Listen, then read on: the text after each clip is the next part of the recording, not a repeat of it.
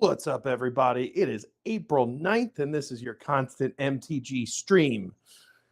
I am Jared, representing College Witherbloom, and I'm here with Carl, who does not want to be on stream tonight, so I'm going to let him go.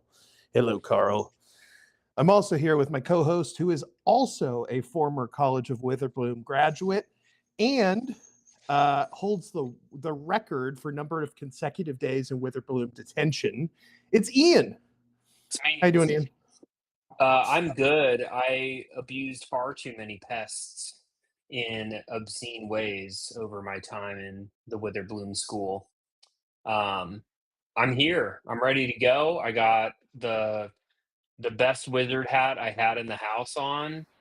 I'm ready for Magic, both the card game and also the practice in which we have attended college.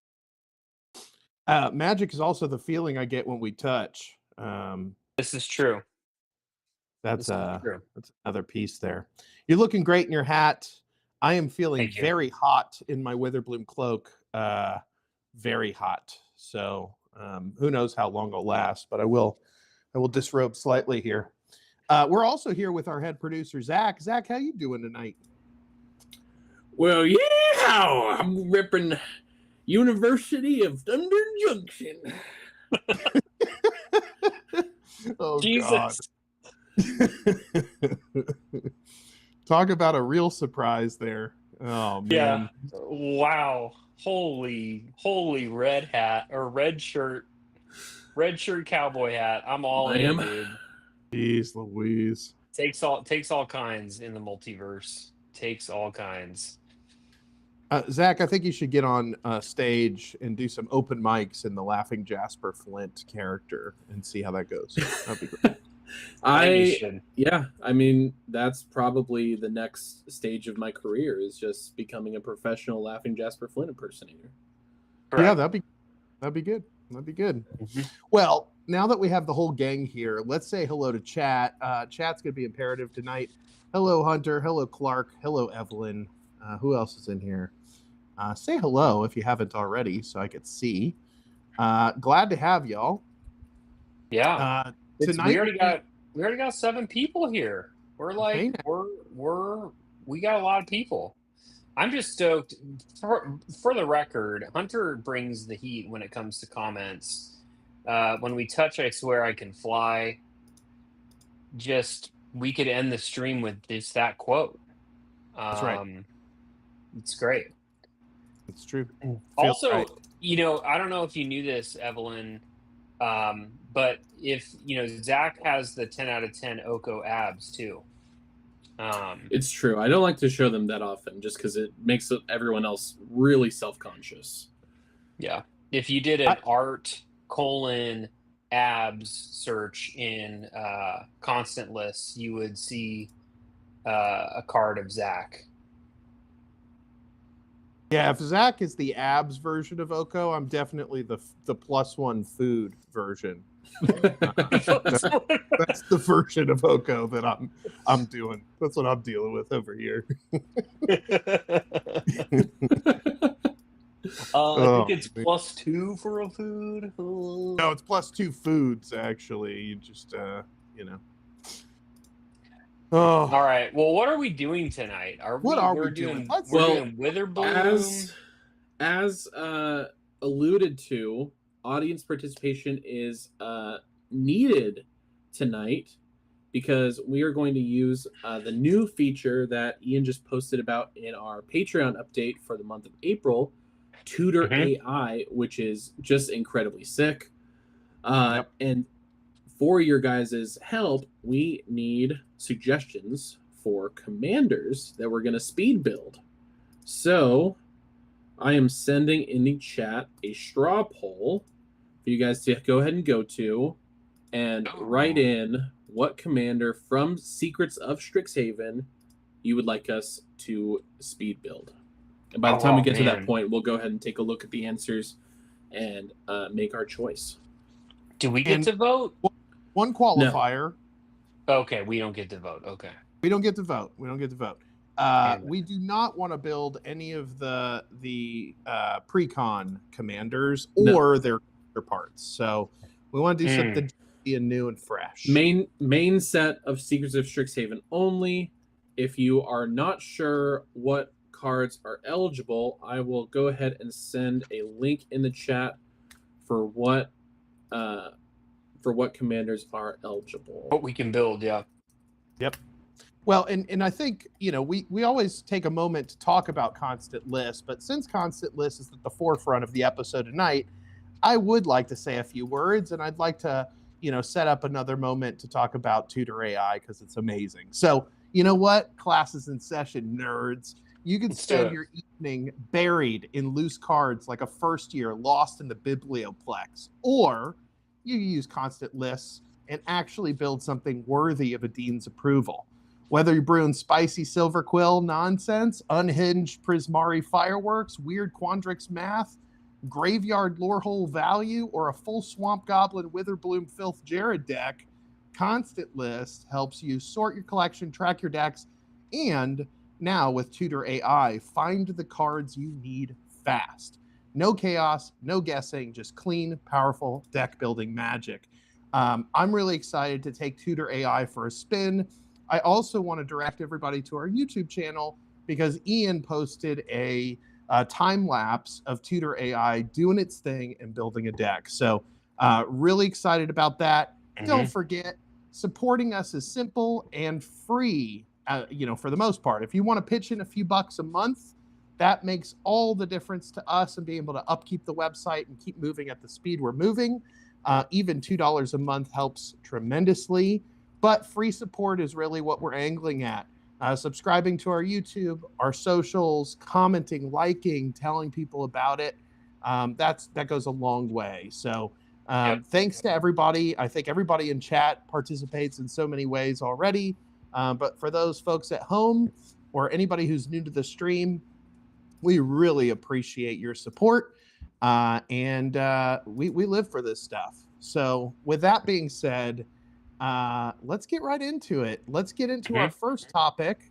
As people are exploring the Strixhaven legends and picking their commanders, shall we look at some new spoilers? There's some bangers out there. Some bangers, dude. Let's do it. Let's do it. My God, Gary is in the chat. Is that Gary? It's a wild Gary. Yeah, that's right. Andy's home. Man, I didn't even know Gary still was around. I pulled some strings to get some royalty in the chat this evening. Let me tell you, Man, oh man. Well, it is great to see you, Gary. I was just thinking about Gary earlier today and how the last time I played with him was the Captain America deck. Oh yeah. God, gave me so much inspiration for equipment. So much inspiration to never play that deck again. Woo. Yikes. Gary's the one that Gary is our resident Parallax Tide abuser. And if you don't know what that means, just you're better off in your life as a Magic player to never get Parallax Tided out of the game. Don't do it. Don't You're let it cheating happen. on your new hobby with your other hobby. What's your new hobby, Gary? He is actually speed running the original Pokemon Red and Blue over and over not. to try to beat the world record on a Game Boy. It's pretty crazy. Part of me is like, I wouldn't put it past him. Game Boy is such tiny plastic figures. Are you getting into Warhammer, Gary? Oh boy. Oh, he might. Are you doing that with Josh? I bet he's doing it with Josh. He and Josh are probably hanging out painting figures together. All right, let's jump in. Oh my God, look at all the cards already. By the way, I do have to shout out, we know these cards already, like the Abrade and the Ad Nauseam. These Secrets of Strixhaven, what are they calling these? This is the Mystical Archive. Mystical Archive. I could not be more thrilled with the art direction for these cards. Greg is here. Greg, welcome. Sorry. Yeah, I'm trying to get more excited about people in chat. We talked about it a little bit on Rough Draft, the bonus sheet here. I think it's Mhm. interesting that we get a bonus sheet with Mystical Archive and with special guest. There are like I think 10 special guests for the set. So it's interesting that they chose to do both. Yeah. Very true. Very true. Yep. Ad nauseum, by the way, is a banger. It's a good one. It's an okay card. Good one. It's just a CEDH right. staple. No big deal. No big deal. 5 mana, win the game. Easy. Abigail, we already talked about Abigail, didn't we? Or was that a different version? We did. We talked about Abigail a bit. And then, so we can go here. We won't go too much on the Mystical Archive, but the art is incredible. So I'm going to have it up here in the search window for everybody to see as we go about this. Yep. There's some new cards from when we went over this last week. I believe, let's see. I believe this is one of them, Additive Evolution, this enchantment here, which is pretty cool. It's pretty good. What is that? It's okay. 3 green. When this enchantment enters, create a 0/0 green and blue fractal creature token and put 3 +1/+1 counters on it. At the beginning of combat on your turn, put a +1/+1 counter on target creature you control. It gains vigilance until end of turn. Yeah, that's interesting. I would actually put this in Wolverine. I'm not gonna lie. I would totally put this in Wolverine. The fact that it gives vigilance is actually really cool and kind of unique. Not a lot of stuff gives vigilance, especially in green. A lot of the counter stuff does trample. So yeah, seeing vigilance is pretty interesting. That's super unique. Cool. I also think that it's not a do nothing enchantment. Like right when it comes in, you get a creature. And it's a 3/3, so it's under rate for 5 mana. But then same turn, you're also getting the +1/+1 counter and the vigilance. So really, if you want to, you're getting a 4/4 vigilance. A 4/4. And then every turn you're putting counters on things. And if you're playing the Ninja Turtles counter mechanics, it's just you're real happy to have it. You do a lot. It's also not an exciting target either. I don't know. Like, I think I'm willing to let this thing ride for a while. It doesn't seem threatening enough to blow up with. No, because this is going to be powered up with, stuff like Doubling Season and Hardened Scales and other like counter doubling effects. Like those are going to be more of the target than this thing, right? Yeah. But I think we have to start thinking about that stuff. Like stuff that isn't the favorite target on the board, and it's sneakily better for it, right? Right. Well, because I think like if you do have a Doubling Season or a Hardened Scales out and you have something that's giving you counters, I feel like it's better to go after the thing that's actually generating the counters. Because the other cards just do nothing if the counters aren't happening in general, right? I don't know. Yeah. Sure, but I feel like people don't intuit that scenario the same. Yeah. Like I think that's an easy mistake to make. Yeah, for sure. Like countering an Esper commander before like a Gruul commander hits the battlefield. Like that's crazy. Countering a red spell that generates 7 mana instead of countering the commander they're going to spend it on. Ian. Listen, only fools make those mistakes. Also target. Sorry. Commander tax? Who cares? Let's keep going around here. All right, scroll down. I believe we talked about all of these ones, I'm pretty sure. Yeah, let's keep going. Keep going here. This is a really cool card. Arc of Hunger. This one says, so it's a 2, a red, and a white. And it says, whenever 1 or more cards leave your graveyard, this artifact deals 1 damage to each opponent and you gain 1 life. You can also tap it to mill a card, and you may play that card this turn. Pretty cool. It's pretty cool.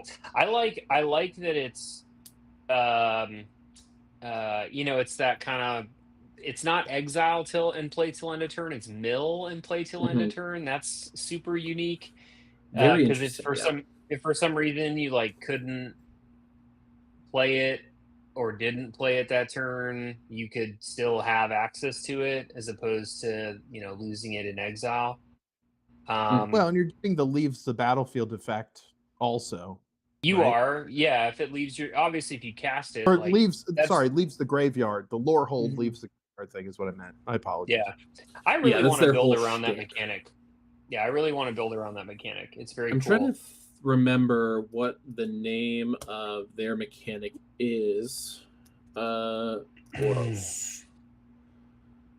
There's a Spirited Away, I believe, right? no, that's an anime. It's like my favorite movie.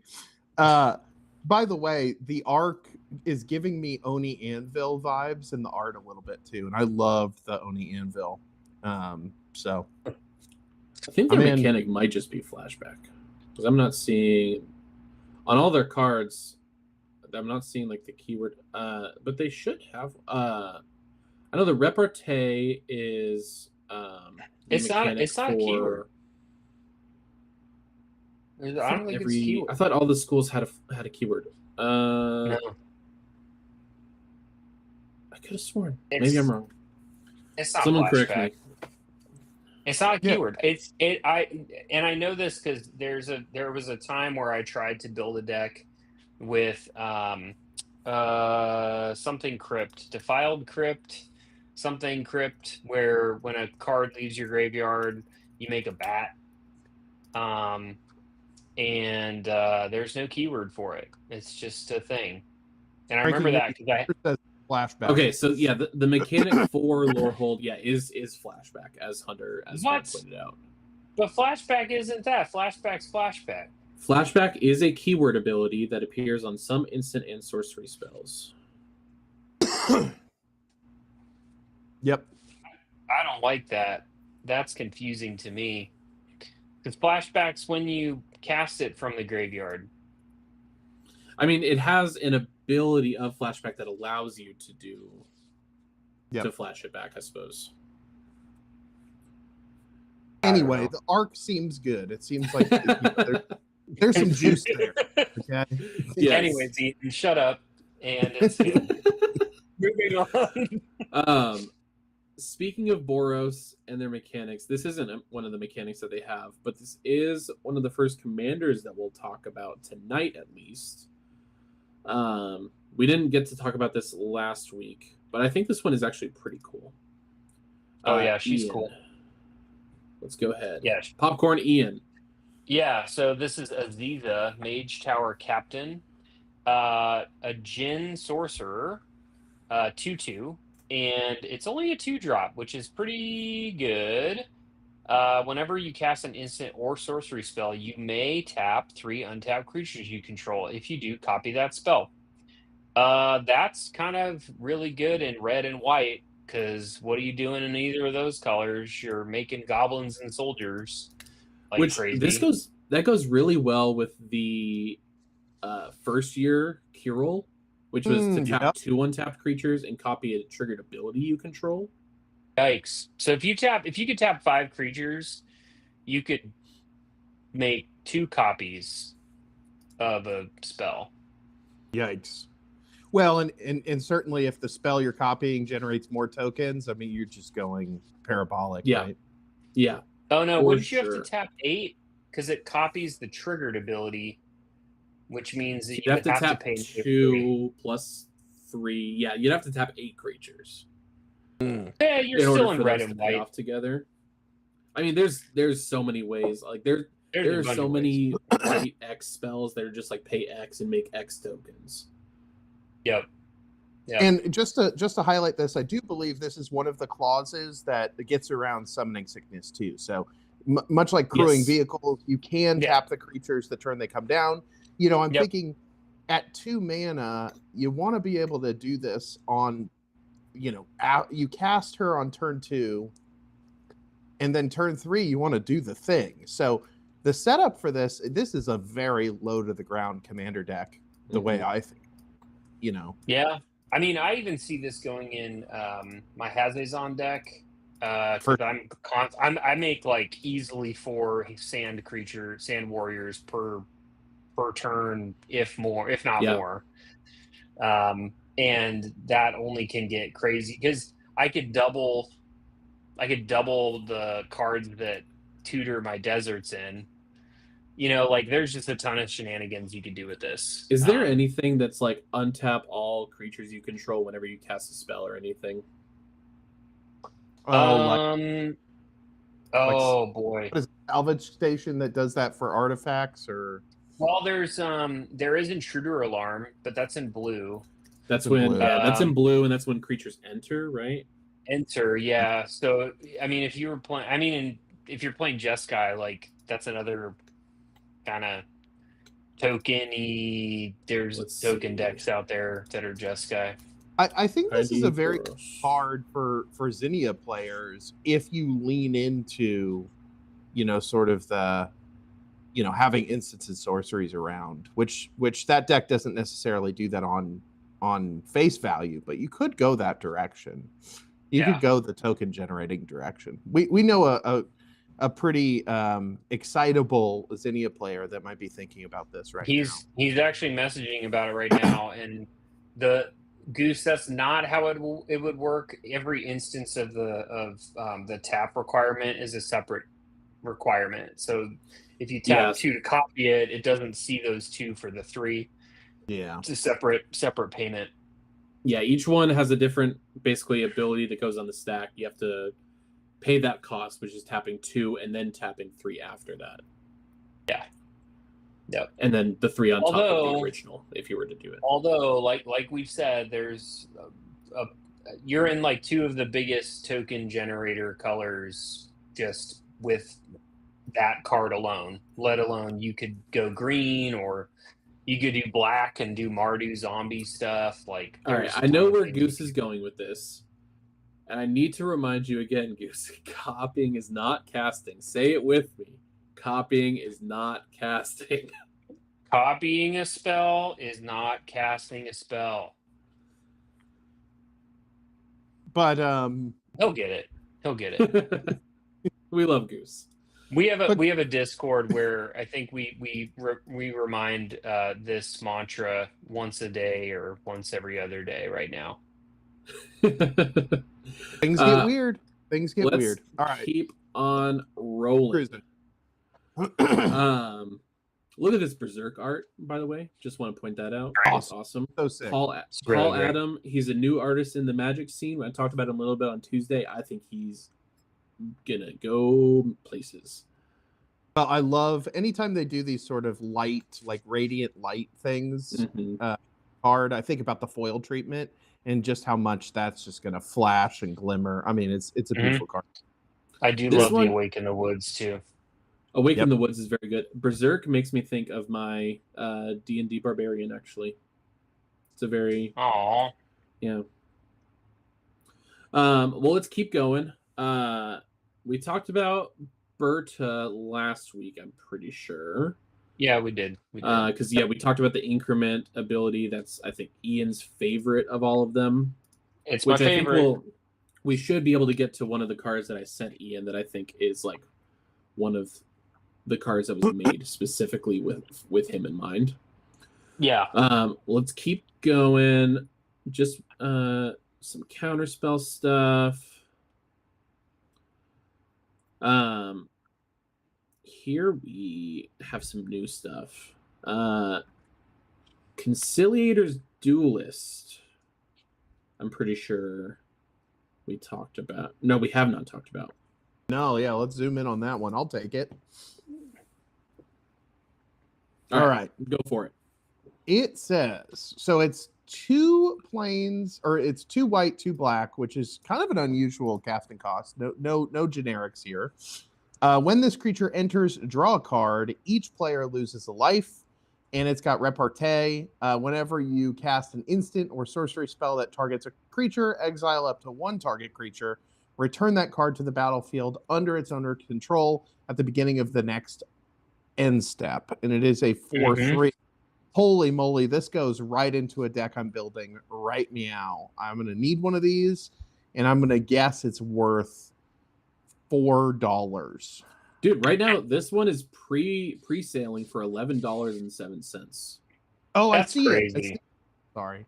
Which, that's be very cautious with pre-release prices. The market is very susceptible to, like, during preview season, everything is massively overpriced, you Don't do usually it. want to take off at least 50% if you're going into this with a value perspective. If that's your shtick.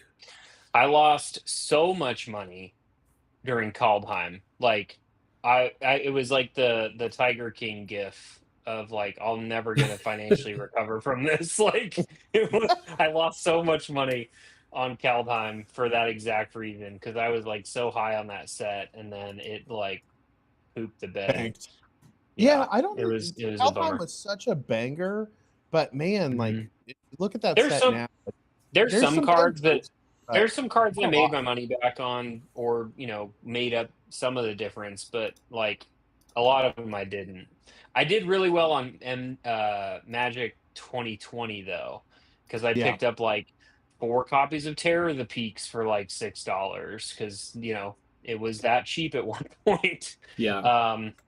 And like Grim Tutor and stuff like that, I bought because I was like, oh wow, these are all pretty good cards, and they've done pretty well. So. Love it. Speaking of which, I forgot. I forgot to save it if we were going to do a mailroom, but I did get my Sprout Swarms. I got my Sprout Swarms in. Ooh. Got 4 of these bad boys. Nice. All going to be played with. I love it. All right. Let's keep on cruising. rolling. By the way, I don't know why I like this card. I don't think it's good, but that Colossus has me thinking for some reason. I don't know why. Colossus Let's talk about it because I cool. don't think there's anything on the next one, because the next line we've already talked about in his bonus sheet. Colossus of the Blood Age. Let's talk about it real quick. I'm into it. So it is 6 mana, so it's 4 and a Boros, so 4 red white. But when it comes down, it deals 3 damage to each opponent. You gain 3 life. And then when it dies, you get to wheel yourself, basically. But it's like a flexible wheel. You discard any number of cards and then draw that many cards plus 1. Something That's about awesome. this tells me that, like, in limited, as like your top end of your curve, this is going to be a game-changing moment. You're going to go up 3. They're going to go down 3. So you're going to, if you're in a race with somebody, you're immediately ahead. And then you can, discard any of the junk that you're holding on to and get a new grip. I mean, this is priced pretty similar to the Gear Hulks. And I feel like this is kind of like a Gear Hulky kind of effect. Yep. Yeah. Yeah, and it's I feel like it's a cool card for like if you obviously for sack fodder, it's really good. If it wasn't a blinky deck, that's cool. I mean, you're throwing 9 damage around the table immediately, and it's like lightning helix, but you're doing 9 damage and you're still gaining the 3. So you're in red white. If you threw black in there, you could do some silly stuff. Red's got all the damage doublers, damage multipliers. If you are in Mardu, there's an enchantment right now, which is, so if you're doing it in standard, which maybe 6 mana for this is kind of a little expensive for standard, but you could do it. There's an enchantment that says whenever a creature enters, if you didn't cast it, destroy it, and then you make a zombie. So you throw this in, you deal 3 to your opponent, you gain 3, and you immediately wheel. Yep. Mm-hmm. I'm also thinking about it top end in my Reghost commander deck. It's an artifact. It's an artifact. It works. Shoot, yeah. And that's the theme. Reghost is looking to do 3 damage around the table over and over. So this is sick for Reghost. I like it. I there's just something. It's also a construct. So doesn't that matter for your Brennard deck? Brennard is not red, unfortunately. Brennard's Golems. Oh, that's right. And Brennard's Golems. Yeah. Golem. Okay, yeah, that's right. I think where your mind was, though. I love the idea. I mean, if I could Brennard this thing, oh my god! I mean, that is a great target for Zinnia to Offspring. By the way, great target. Greg asked for how can I make this. Greg asked for how can I make this an elemental. You're gonna need you need some creature changing effects. If you're in Jeskai, You can throw in there's a blue ley line that makes everything all creature types. There's a black enchantment if you're in Mardu that you can choose a creature type, make things all creature types. If you're in any deck, you can just throw in Mask with Nexus and make things all creature types. Yep. I like it. I like it, boys. All And right. it's an uncommon, and it's worth 5 cents. That's an uncommon. Get your money's That's worth crazy. with that one. Yeah. It's not 5 cents. That's just because prices haven't been populated for everything yet. But I mean, I can't imagine. It's an uncommon. It probably will be a little bit on the cheaper side again, but Oh, for sure, it's not going to be. I mean, listen. The only uncommon that's going to be worth anything is Cuboid Colony, and we all know that. We all know the Cuboid Colony is going to be this $50 chase of the set. Yep. And foil, get over it, dude. You're never going to find one of those. What did I call it? The B box. What did I call it last time? I don't know, but I like B box. It's pre-selling for $1.90. You have to B box when you put it out, which is beatboxing but with buzzing sounds. That's right. Mm-hmm. All the buzz. I have some site feedback here while we're going through this here. If I zoom in on a card, I can't go back to my search, Ian. So you know what's funny is I've watched you do that about 3 times now, and I put it in to try to fix it. I'm hesitant to try to fix it while we're on stream in the event that I break search, but hey, you know what? Maybe we'll go for gold. Who knows? We'll see. We'll keep on moving here. I do actually have a card on the next line that I like, but maybe isn't super great for in everyone's mind, but I like it. All right, let's see it. Daydream. So Daydream is a 1 white sorcery, which is the part that I don't like. It says exile. It does say exile target creature you control, then return that card to the battlefield under its owner's control with a +1/+1 counter on it, and it has flashback of 2 and a white. I so desperately want. You texted me about this. Zach doesn't text me about every card, but from time to time he texts me about a card, and he texted me about this yesterday and was like, "Dude, this card is so good." And I don't disagree. It's really good. It's only it the could only be thing so much better.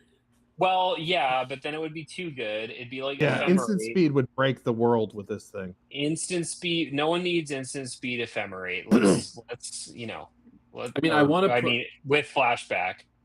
I want to put this into Rat Hackathon because this is just so good in that deck. Yep. Yeah. It is, because worst case scenario, it goes to your graveyard because you're freaking surveilling your library away, and you get it anyways. Yeah, it's great. Love it. All right, let's keep going. Let's keep on rolling. So we've got next line here. Ooh, yeah, we do have a pretty cool one here. I like. It's one of the paradigms. It's the black mana paradigm. Yep. Yeah, these are really interesting to me. They're good. They're good. Oh, it's not Miracle. The Epic. It's good. The good Epic cards. It's really interesting. And I feel like it is one of those mechanics that reads really cool, and I always wonder if it's gonna feel that cool when you play it, or if it's going to kind of just feel like meh. Because it only does trigger at the beginning of your first main phase. I don't know. Like I think it's cool. I just don't know how it's going to feel when you play it. It's that's where I'm not sure. Like it might feel cool when you actually end up playing it. I think I'd consider putting this in Y'shtola. Yeah, I mean, I think there's decks that, well, I feel like this is a card where, like, okay, so this card, for example, like, this is kind of in my opinion, maybe a better version of Phyrexian Arena. Like, you could have this, as long as you resolve this, you have this like permanent Phyrexian Arena effect that's and it's double Phyrexian Arena You can't every get rid of it. turn, and you can't You get rid of kill it. Yeah. Yeah. I mean, These you are paradigms are really casting. weird. Yeah, you are. It does cast. So it does count as a cast. So Zach, actually, you might know. Like, can the cast be triggered at the beginning of the first main phase, or is it just that's what happens now, and it can't be interacted with? So you're casting a copy of it from exile. So you are casting. So it is a cast trigger, just like how prepared spells are cast. So it can be countered. Yeah. However, I mean, countering doesn't stop it from not happening again. That's regardless. It's very similar to emblems in that way. It just is something that the game will do now for the rest of the game, as long as you, that player who has resolved a paradigm spell, are still active in the game. Yeah. As far as I'm concerned, if somebody responds to the paradigm copy, I'm excited. I'm like, great, waste a card on an effect that I'm going to get again and again and again. Well, and I think like there is a relevant part of this that is it is a May ability. So you wouldn't die to this if you were at risk of dying to this, which I do like. Or milling yourself out, or whatever the case may be. It's also target player, so you could pass it around too. Yeah, but this is a 5-drop. Phyrexian Arena is a 3-drop. You could get it out, with the Dark Ritual on turn 3. It's pretty good. I mean, turn 3 at worst, but if you have rocks and stuff, like, you'd get out way earlier, obviously. If we go back to talking about how this is so much better than Epic, you could basically, the Epic spell could be countered and it still goes into effect. Oh, am I muted? Yeah. No, you're not, but I just read something in chat that I liked. I wanted to call out that Gary said about Black Group Hug, like, because this is also target player. So if you have a Nekisar deck or anything that cares about, your opponent's drawing to do damage or do things to them, like, this is also really good there. I've definitely taken someone out with a Sign in Blood because it is because it's just very funny. Oh, dude, it's super good. Sign in Blood's amazing. Like, it's so good. Hold on, I think I'm putting it right into my Y'shtola deck. This is the Strixhaven. Don't forget, for all of us, for those that play more than Commander, this is also a lesson. So if you are playing anything with learns, you can pull this. You can pull this with a learn, right? If you so chose. Absolutely, yeah. You can put this in your lessons deck. If it somehow ends up in your graveyard with Iroh, the Naya Iroh, you can cast it for 1 mana. If you're not already reducing your spells, which Iroh decks tend to do. So, like, and Iroh is not a super popular deck in Standard, but Lessons are a deck in Standard. Right now, it isn't Lessons, but we could see the color pie expand in that deck. So very cool to see. I was surprised to see that there are only 5 lessons in this set, since Strixhaven is like the lesson set. Oh, gee. Now it's Strixhaven and Avatar are the lesson sets. That's right. Oh, that's right. I forgot. I forget about Avatar having lessons. Maybe because I just didn't pay a lot of attention to that set. It is pretty good. All right, let's keep going. Let's keep her going. Keep her going. Oh, that Dismember art is amazing. Dude, yes. Dismember is great. Matthew G. Lewis. Got a dissected Phyrexian here. So good. I also do love the next row has Duty Beyond Death, and I just love that art too. It's so good, dude. Yep. And while we're here, we have 2 cards to talk about that weren't here when we streamed last time. So I actually think this is one of the best rows that we can go on. Well, number 1, we have the blue paradigm, which is 1 mana more than the black one. Yep. And this one says target player creates a token that's a copy of target creature you control. Another gross one. Another Yeah. gross Yep. one. I mean, that's just pretty cool. You could have someone make a copy of something that would detriment them, I suppose. So I'm running Phage the Untouchable in my Jin Sakai deck. Oh yeah, and that goes in there. It'd be hilarious to give somebody else a Phage copy and kill them. That's awesome, actually. I love that. Dude, would be my so God. bad. That's That would be Well, because you do awful. that, you could do that once, and then you take someone out, and then it's like, okay, if we don't take out Jared in this turn cycle, we lose the game. He's just gonna start offing people every turn, as if I wasn't ready with and Phage. it's a spell, so you could effectively copy it if you had an ability to do that. If you're in Jeskai, you could, or I guess you don't even have to be in Jeskai. What would you have to be? Yeah, if you'd have to be in Esper still. No, the one we talked about earlier, the red white one. You'd have to be red white blue black in order to do that. Yeah, I mean, there's copy ways the to do spell. it. Gross. Yeah. So the next one we'll talk about here is the Green Emeritus. The Green Emeritus. I think this is like my third favorite one. Not necessarily favorite, but I think like in terms of like their effects, I think this one is probably third, I'd say. Okay. So this one is 2 and a green. It's a 3/4 with Vigilance Elf Druid. It enters prepared. Its prepared spell is Regrowth. So for 1 and a green, as a sorcery, you can return target card from your graveyard to your hand. And then whenever this creature attacks, if you control 8 or more lands, this creature becomes prepared. So for 5 mana, you get the Regrowth effect. And then if you're in green, so you've been ramping up already, it's not that hard to get 8 lands. I know, Evelyn, I like a green card.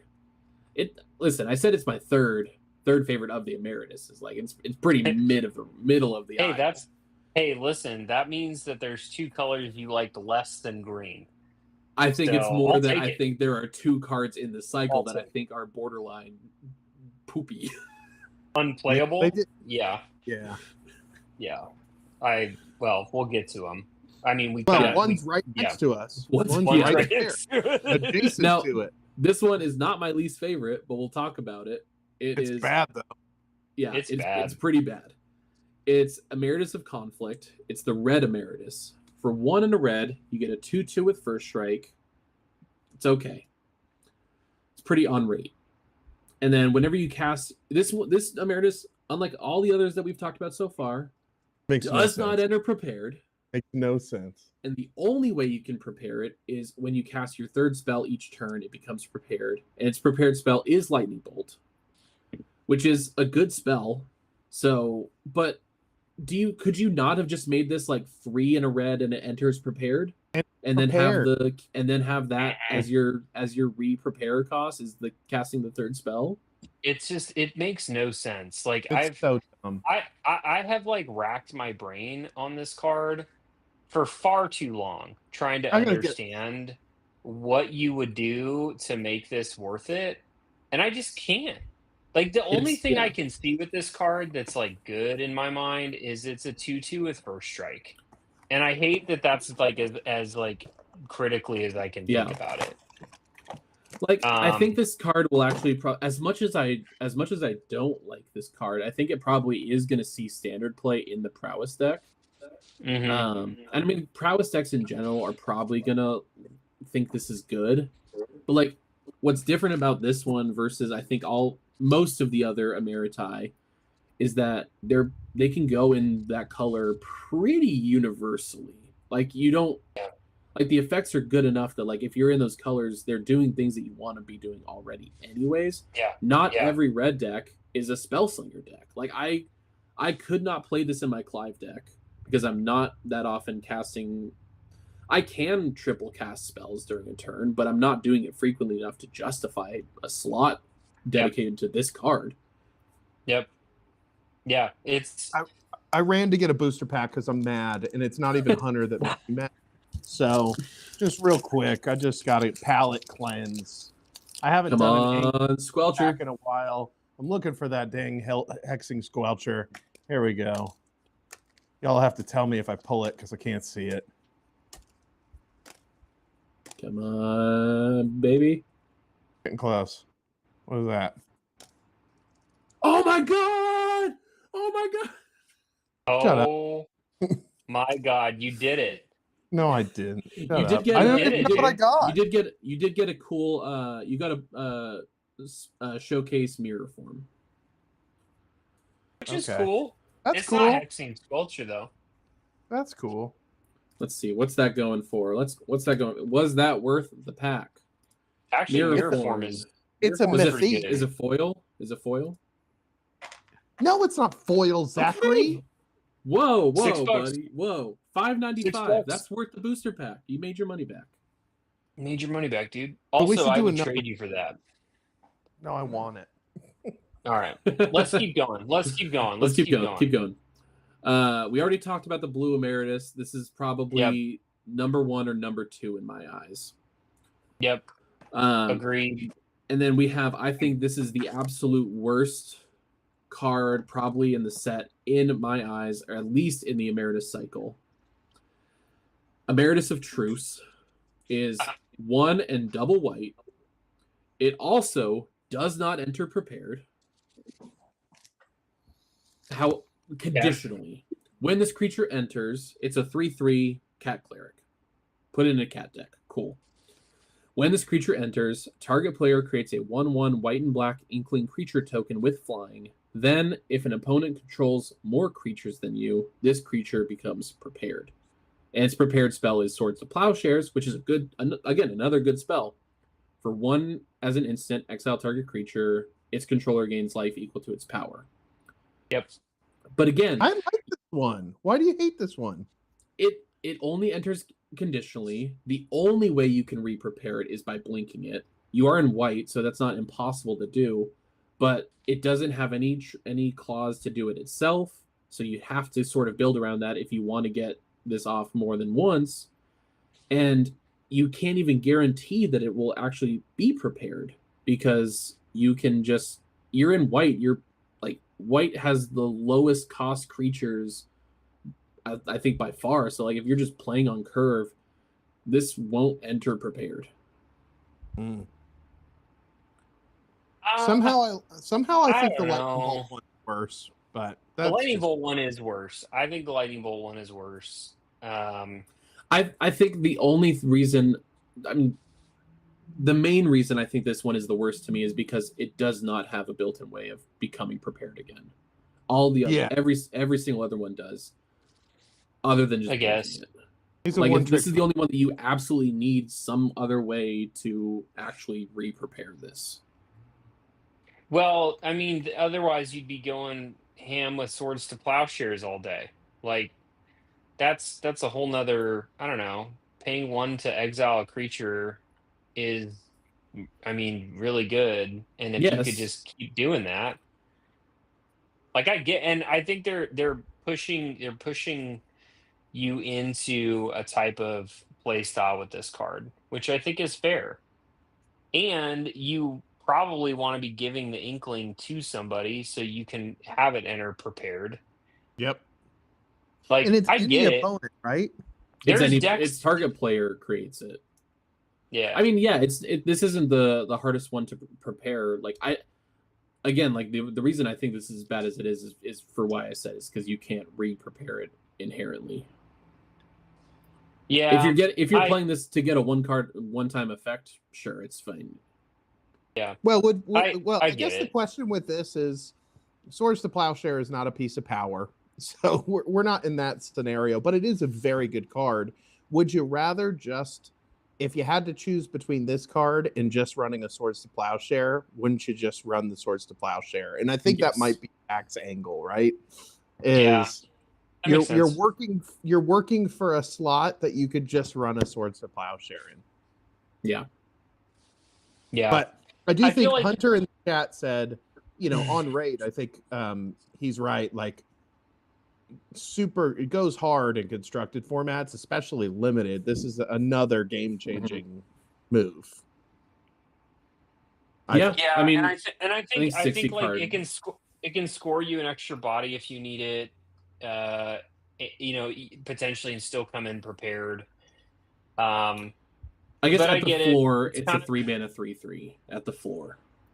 No, it's Yeah. a 3-mana, Or I guess 3-mana plus 3/3 and a 1/1 flyer. Yeah. and a 1/1 flyer. Yeah. which So, is it's not pretty good in amazing. limit. In limited, sure, yeah. Yeah. Who knows? But Maybe it'll be still- good in other formats as well. Again, I don't think this is good in Commander. Maybe I could. I just don't see this in Standard. I don't see it in Standard, but maybe I'm wrong. Here's the qualifier. Would you run it in a blink deck? Because if Yeah. it's not an Oh, auto dude, include in a this blink would- deck, then it's real bad. This would 100% go in one of my blink, like in my main blink deck that's Yeah. assembled, because Yeah. you could listen. You get to your end step. You have Conjurer's Closet. You have Teleportation Circle. Both of those things trigger. He gets bounced, comes back. He's prepared at instant speed. Sword something. Blink him again.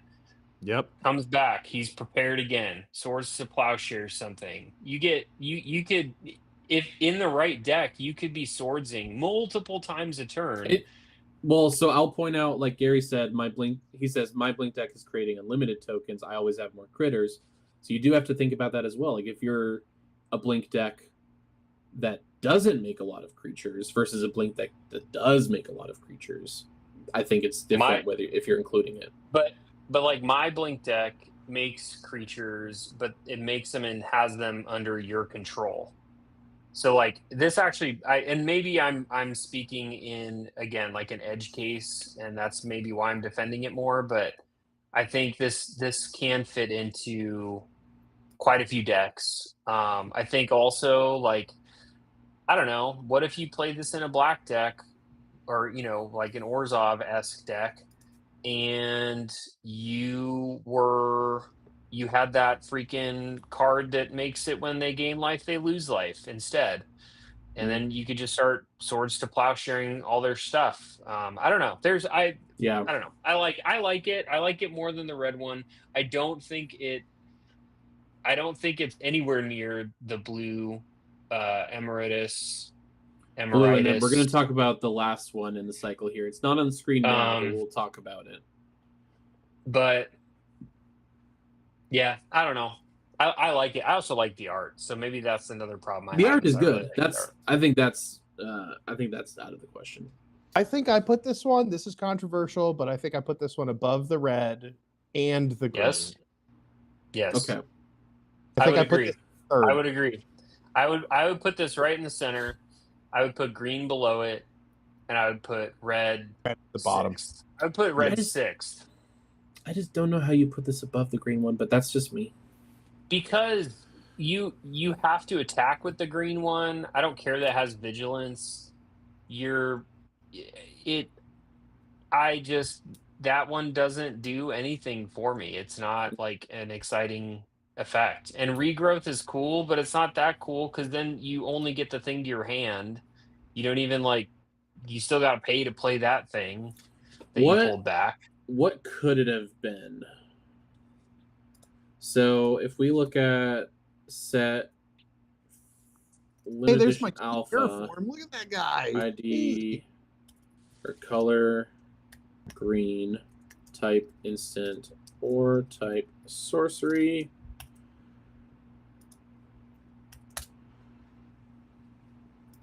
Minus O and T.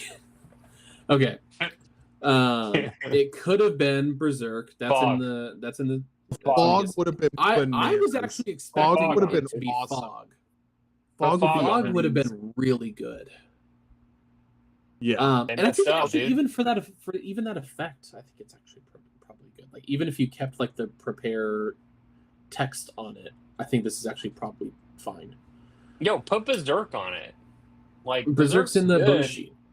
I know, but I'm just saying, put. You could have Berserk done on. giant growth. Meh. That's probably not good enough.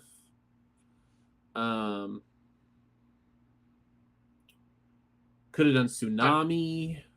Put off just the ultimate island hating card. He could have done Natural Selection. Natural Selection's cool. I don't know. Listen, I'm not I almost said saying you could have done Regrowth, but they did do Regrowth. they did do Regrowth. I think Fog could have been cool. I think Giant Growth is on its own too weak, but if you put it on a creature that got prepared way easier or something, Mhm. I don't know, like that could be cool. I think Berserk could have been funny because I've used Berserk as removal and I love doing it. It's my favorite way to kill stuff sometimes. Yeah. But you know, like I don't know. I just like Regrowth it's cool. Like it gives you any card back. It's not type specific, so that's nifty. But it's also just kind of on a really boring body. Like 3/4 vigilance. So yeah. So the way I'm gathering it is, I mean, I think in different orders, but the red, white, and the green one are bottom three for all three of us, I think, right? For sure. Yeah. Okay. Yeah. Let's talk about the last one in this cycle, the one that got previewed today, so it's not on the site yet. Yep. Then we got to get into we got to get into speed. We will. Emeritus of Woe. Emeritus of Woe is a 5/4 vampire warlock for 3 and a black. It enters prepared. Its prepared spell is Demonic Tutor. For 1 and a black as a sorcery, search your library for a card, whatever card you want, put that card in your hand, then shuffle that deck. Shuffle them bad boys up. And it also says at the beginning of your end step, if 2 or more creatures die this turn, this creature becomes prepared. Guys, it's just so hard for 2 creatures to die in a turn in black. Like, this is just so bad. It's really tough. And you have to. It's really dumb. You get to search for any card. Like, there's no restriction on what card you get. Like, I have to think about what card I want. This is just bad card. Bad card design. It's bad card design. It's a 5/4. Like, what are they doing here? 5/4 for 4. Terrible. 5/4 for 4. Terrible. Just bad. It's just bad. This is my favorite one. This is so good. Yeah, it's better than the piece of power that's attached to the Emeritus stick. This one's just brutal. It's Hunter says, it plus is, you can fail to find. That's scary. Kill. Yeah, you can fail to find. That is always scary. And also, I do want to shout out Evelyn for reminding us that Spore Frog is the best boy, always. Spore Frog is a good boy. Spore Frog is a very good boy. I don't know if these become game changers. These are other cards, and when I have this instinct or this thought, I usually lean into going against it at this point because I've made so many mistakes. Like, oh, triomes are not going to be as good as the dual lands, and then here I am not having them all because I didn't buy them when they were cheaper. But I sometimes err on this like side of these cards are really cool because it's got Ancestral Recall and it's got Demonic Tutor on a card with a creature. I always am like, is it gonna actually work? Like, is this gonna be something that people do play with regularity? Does it become an auto include? I don't think Emeritus of Truce does. I think some of these are kind of niched into specific archetypes, but like even Emeritus of Ideation, I feel like if you're not blinking it, it's going to be it.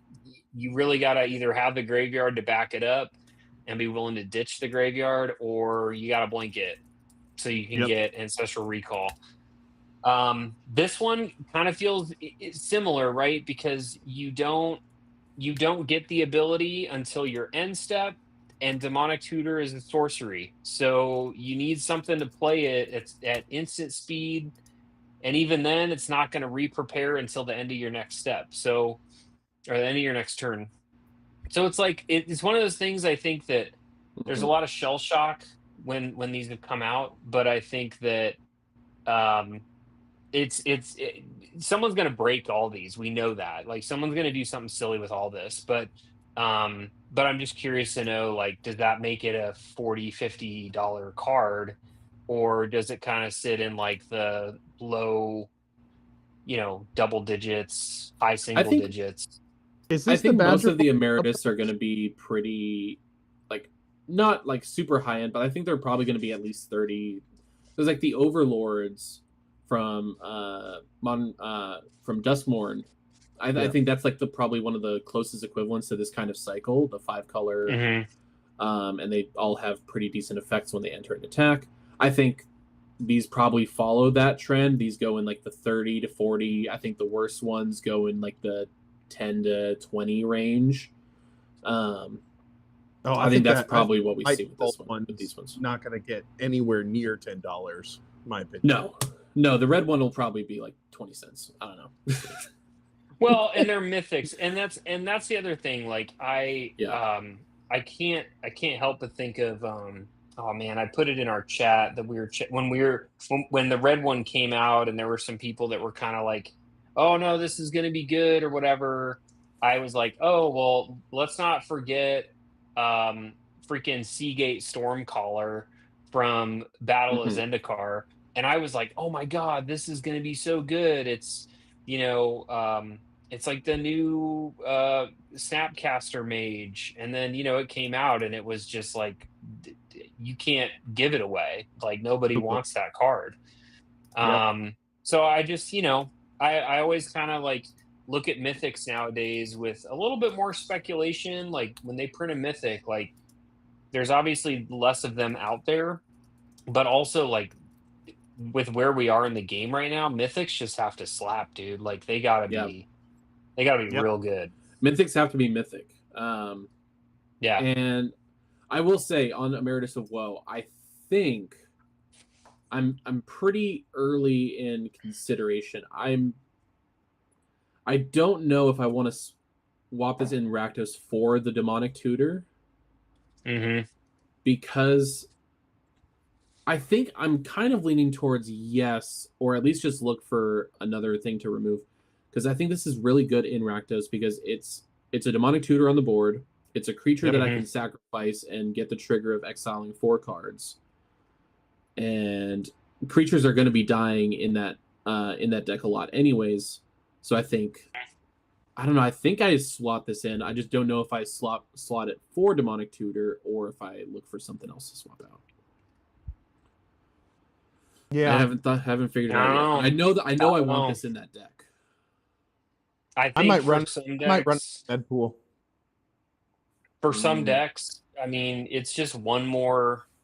It's one more Demonic Tutor. You could play 2 Demonic Tutors in a deck now, technically. So, why not? I'd say like if you had one of these, why wouldn't you put it in a deck just to like have it? As long as you could get it even one time. You have a 5/4 on the board just to like protect you worst case scenario, but you'd probably be casting it once. Yep. I'm trying to see here. There's one more card. Oh, I'm sorry. Go again. It looks good for Massacre Girl. Yeah. Yep, Well, anything Massacre in the game. everything's dying on that board, dude. So yeah, that thing's gonna re-prepare like all the time.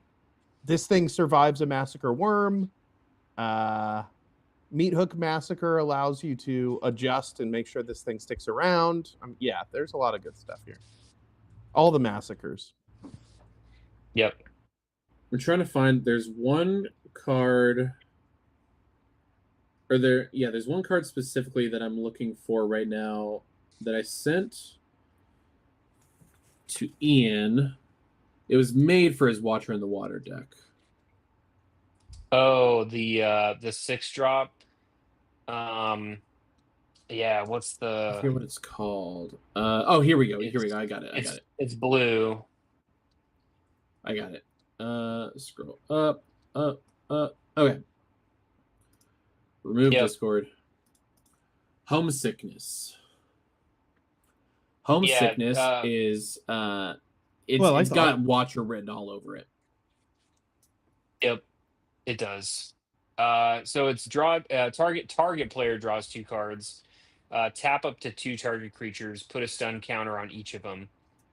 Great. Yeah, it's Watcher for sure. It's a 6-drop, and Zach and I talked about this for a minute because I was like, 6-drop, like, but you're drawing 2 on your opponent's turn, making 2 tentacles.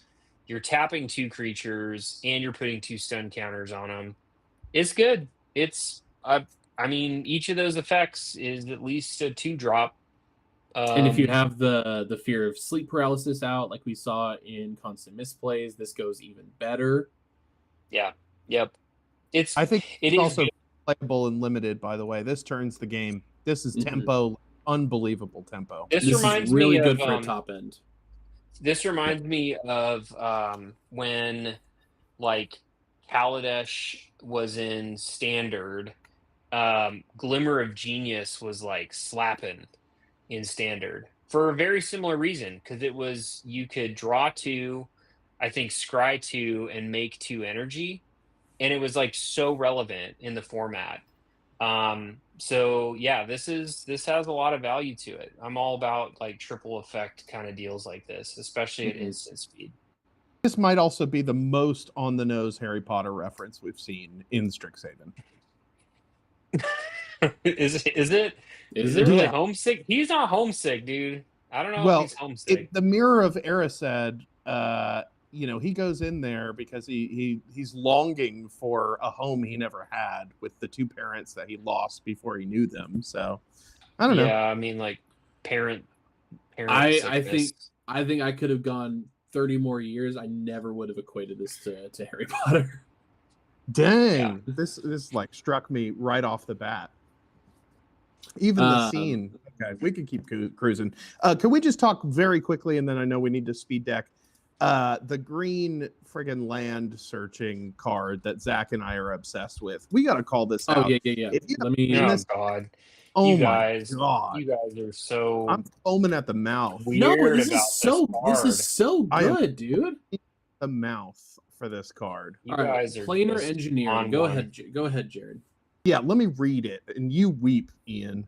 It's 4 mana, 3 and a green. Sacrifice 2 lands, measly 2 lands. Search your library for 4 basic lands and put them into the battlefield tapped and then shuffled. What in the world? What in the Tifa Lockhart is this thing? It is so busted. I can just imagine the dumbest things happen. Put this in Hearthful. Put this in Lord Windgrace. You put this in your Badger Mole Cub decks if you're going in Standard.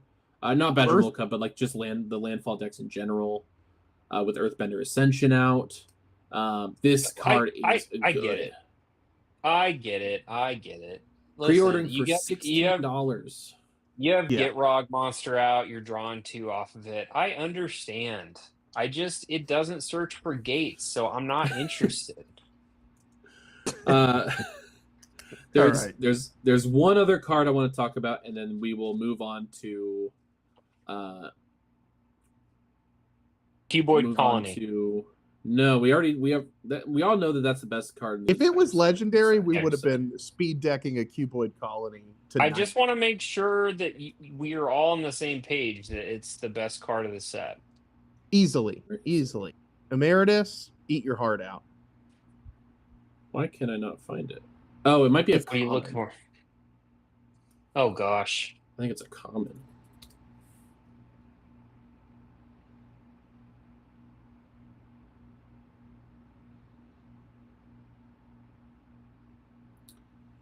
While Sorry, he's looking for that, is thrilling. While he's looking for that, is it? Maybe there's this. There might be like a thing I need to fix where it's only searching up through like the letter T or something right now. What's the? Hold on. Can't read. Okay. It is. Oh, maybe it wasn't officially previewed. Oh, maybe that's it. Yeah. Okay. I mean, it was from a couple days ago. Let me pull it up on our Discord here. It is Choreographed Sparks. I love this card. For 2 red, it's an instant. Oh, yeah. This spell can't be copied, which is the saddest 5 words I've ever seen on a card. Choose one or both. You get to copy target instant or sorcery spell you control. You may choose new targets for the copy, and copy target creature spell you control. Copy gains haste, and at the beginning of the next end step, sacrifice this token. This is awesome. It's very good. This is a cycle too. The blue version of this is very good also. Is there a cycle of these? Well, I'm assuming because there's a blue one that's a choose one or both, copy a thing that's yours and copy a thing that's an opponent's. Let me see. So I'm assuming there's one color. Choose one or both. I'm only seeing one other card that says choose one or both, and it's another red card. Yeah. No, I don't know that it's a cycle, but there are more modal cards in this set, which I'm all about. But I like that card. Yeah, that's probably the card that I am wanting the most because that's something I'll put in Clive. Yeah, it's really good. Yeah. All right, should we check the polls, gents? Let's check the polls. Check the polls. Did people and before we go move to the on, polls? We should select the commander in the poll, and then we need to hear a word from our sponsor. Well, let's go ahead while I'm going ahead and pulling it up. Let's go ahead and move to the sponsor segment while I get this calculated. Yes. So I typically will be leading this, and I'm so excited to take a moment while we pull up other things and give a huge shout out to our friends and supporters over at Big Deck Energy Games. Who's Big Deck Energy Games, you might be asking? Well, they're our first sponsor, and they are a deeply focused, community-based game store out in beautiful Cathedral City, California, which is right in the heart of Coachella Valley. If that sounds familiar to you, it's probably because you might like music, and there's a big music festival that happens in Coachella. You also could potentially like golf and have golfed in Palm Springs before. Or you could be a national park lover and have visited Joshua Tree National Park. All three of those things are fun. All three of those things would also be way more fun if you were playing Magic while doing them. So hit up Cathedral City if you're in that neighborhood. Check out Big Deck Energy Games. They really just do things similar to how we do. We're so proud to have them as our first business sponsor, and even more excited to be partnered again with a store that shares the same philosophy that we do, which is build the community and the rest will follow. Give them a look at bigdeckenergygames.com and check out what inventory they have. They sell all sorts of good stuff. Awesome. Love it. And actually, one more quick shout out, Zach. If you check out search on the website right now, and you go through and find some cards that we wanted to look at, you'll notice if you click on the card, there's a nice little button at the top left corner of the screen now. Ooh, let me go ahead and pull this up here. You have to do a hard refresh in Google Chrome. Command Shift R. Mm-hmm. All right, Command Shift R. All right, build. Let's do blah blah blah. All right, let's do set Strixhaven. All right, so I click on the card. And then back to search. Oh my god. Scroll down too. Scroll down. Now go to a card at the very bottom there. And then go back to search. Oh my god. And it's right where you left off. Oh my god. Guys, we did it. We're doing it on the fly, Ian y'all. The best of that's 2 streams in a row that we've pointed out an issue and Ian has fixed it midstream. He's freaking Mr. Robot. Is this not the best website in the world? I aim to please. Spicy fix. I love that, Greg. Fix. All right. Yep. Greg is great. I think Greg has the record though for the most bugs and or enhancements requested that I have executed. Well, are you counting Jared's bugs?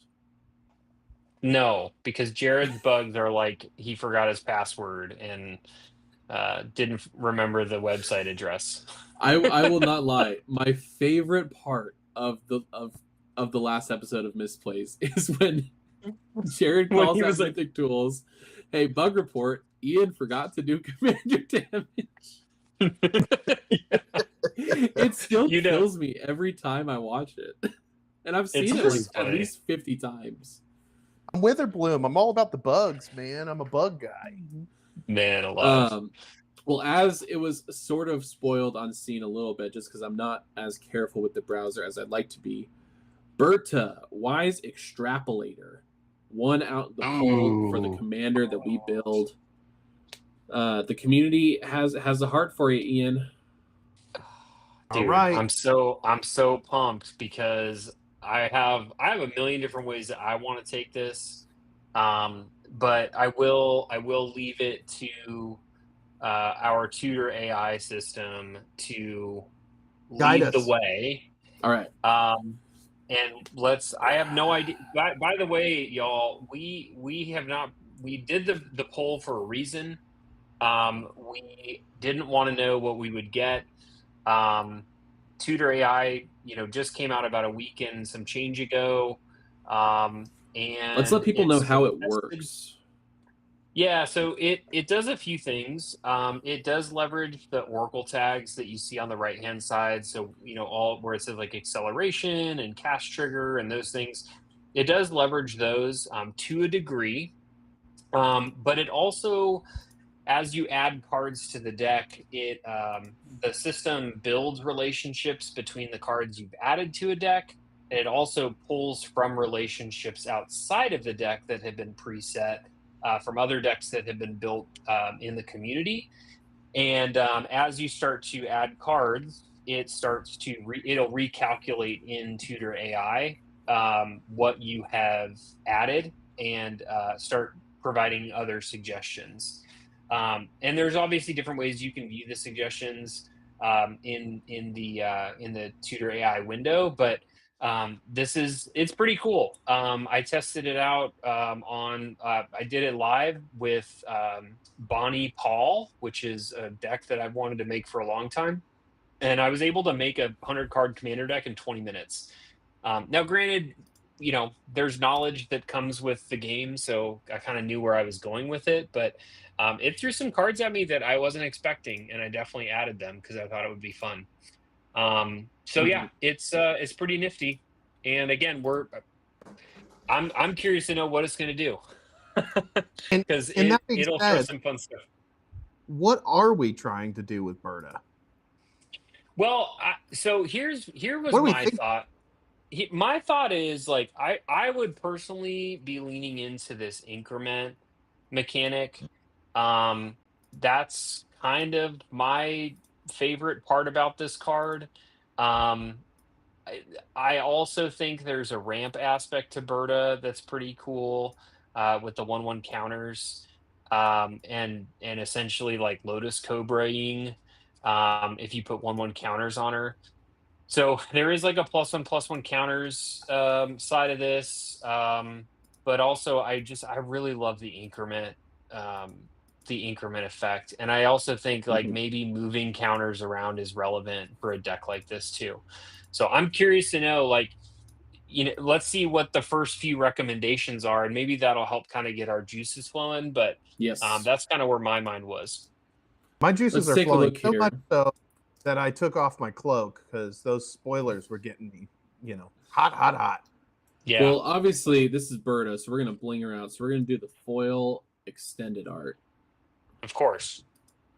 All right. What's the pre-sale? 5 cents. Love it. $7.59. It looks $7.59 for the main copy, so that'll probably translate. But again, maybe ends up at like $2-3. I think is if we're going off of like what's normal for pre-release prices. All right. Yep.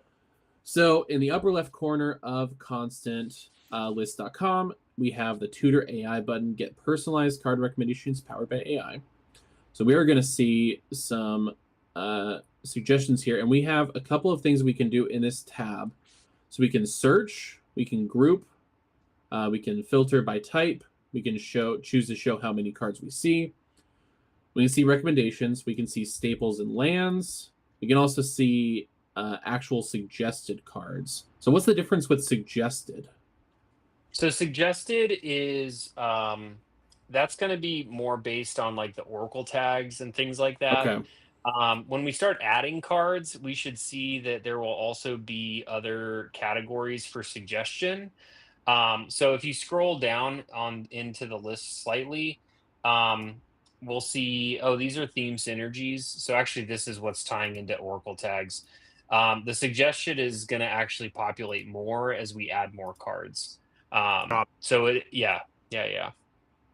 Okay. Interesting. Do we want to add a It's land showing package 8 of first, 9 or- recommendations at the bottom. Yeah, there is some stuff. So this is one thing that I need to tune with this window specifically is there are suggestions that it finds that are not legal for the format.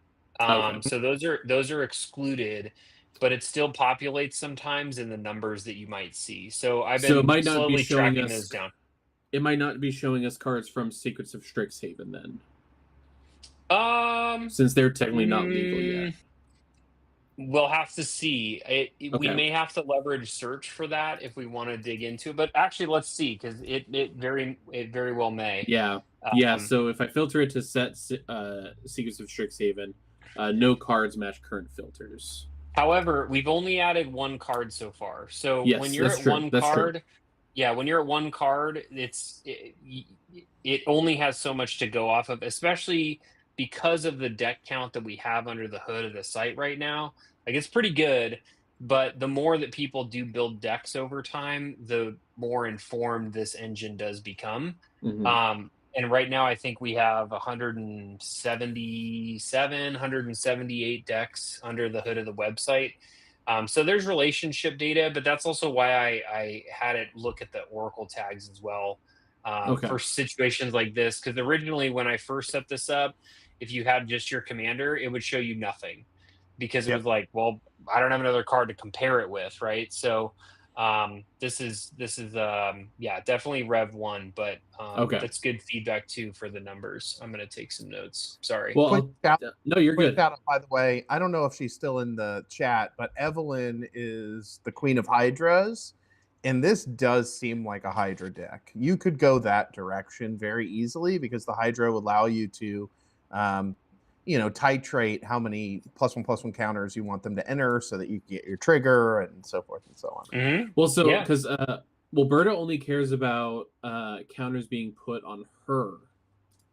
Correct. So we need to be cognizant of that. However, it does care sort of for like creatures entering that are 0/0s with like X/1/1 counters on them. Sort of. So it's Correct. like like the 1/1 counter aspect of it is a thing. Yep. I would agree. I would say based off of TutorAI, let me know what you guys are thinking here. I think there's 3 cards that I think are picks here. I'm partial to Assassin Den because I love Assassin's Creed. But we also have Benevolent. Oh, go ahead, Jared. Sorry. I was gonna say I like Assassin Den too.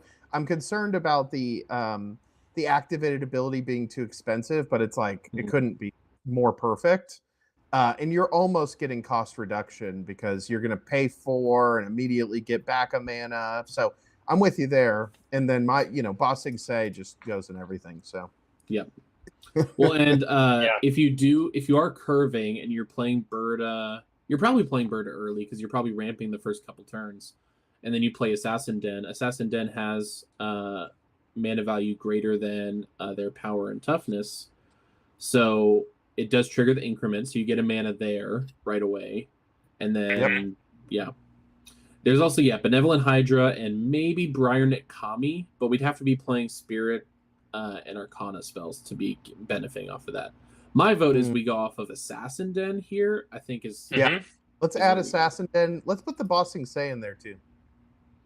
So once you click on it to add it to the deck, it's going to recalculate, and this I intend to make smoother. But right now we have 2 cards. It should show more information for us. So now we've got Berta Wise Extrapolator recommendations there based off Oracle tags, and now we've got Oracle tags based off of Assassin Den. Yeah, I would love to see a multi-select on the page too. where you could select 2 or 3 things on a smaller page and then allow it to refresh. But neither here nor there. What's next? What do we got? I'm taking notes. Thanks, Jared. Let's take a look here.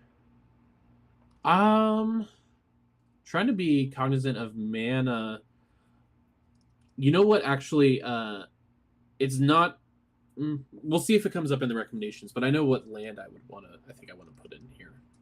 Well, make sure you put bossing in there too, so it. Let's put bossing say. It'll pick up the earthbending, which is sort we of can earthbend. relevant. Because if we get anything where we can move counters, that's pretty beneficial. Yep. So we added that. Now we've got even more recommendations based off of having a bossing say here. So we got Badger Mole Cub in here, and this is actually a pretty good card to go off of. Badger Mole, the parent to Badger Mole Cub, it gives all your creatures with +1/+1 counters trample. Yep. This is the first time I've actually gotten excited about a parent creature card. They all typically stink, but that's a good one. That's a good one. I also like this one here, Trigon Prime. Dude, I love the Tyranids. They're probably I bought the Necron deck, but I love the Tyranids so much. And this is a really cool card. Put it in this there. One's cool. You put a counter on it and a counter on up to one other target attacking creature. So you have to attack with Berta, but you do, and you get the mana if you can instant speed stuff. Pretty cool. Well, and just remember, like every time we put a 1/1 counter on Berta, we're getting a mana. Yeah. Yep. So there's you could use that mana. You could use the. I think there is some stuff to consider with that ability, possibly. Like, what do we do with that mana now? I'm also curious if Kinnan would be good for this. Oh yeah. What was that? Do you guys remember what was the card that we saw when we were just going over them? It was the green card. It gives, when you put a counter on something, it gets vigilance. Well, which one was that one? There's I think they're like the Bonder cards from Ikoria, and actually, Hunter's bringing just talking about it. Well, while you figure that out, additive evolution. Hunter is bringing up a good point in chat right now. So he's saying, and are we sticking with AI Rex?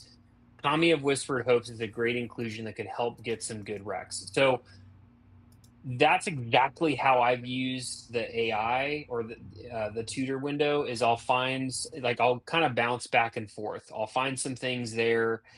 If I'm building a deck, right, generally I'm going to know maybe 1 or 2 cards I want to put in. So I would leverage search to do that, feed it some information, and then bounce back into TutorAI.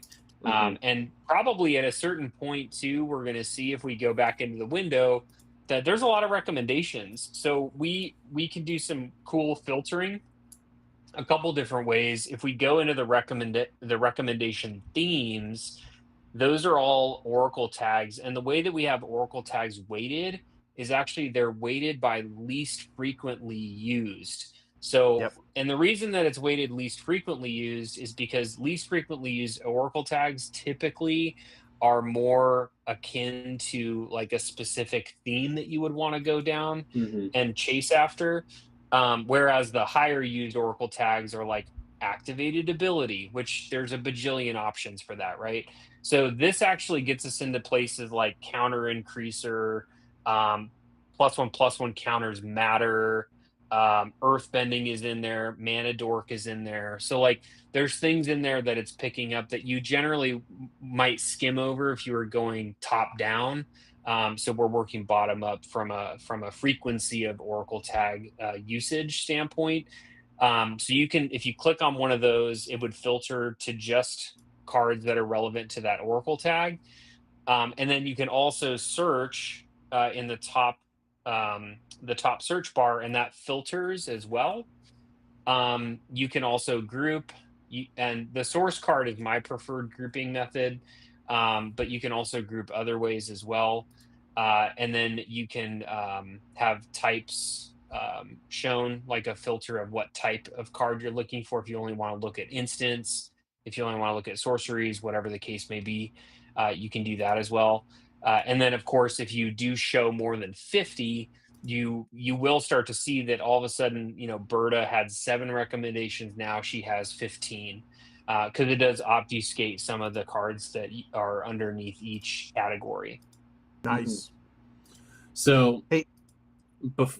Behind the AI, TutorAI, so we added Kami of Whispered Hopes, and I actually thought newer card. I thought Michelangelo Weirdness to 11 actually fit in here pretty well as well. Yeah, and Hunter's asking, sorry, real quick. Hunter's asking, what is proven? Yes. If you go back to Tutor, proven means that relationship of those cards exists in other decks. So those cards are found together in one way, shape, or form in another deck that someone else has made.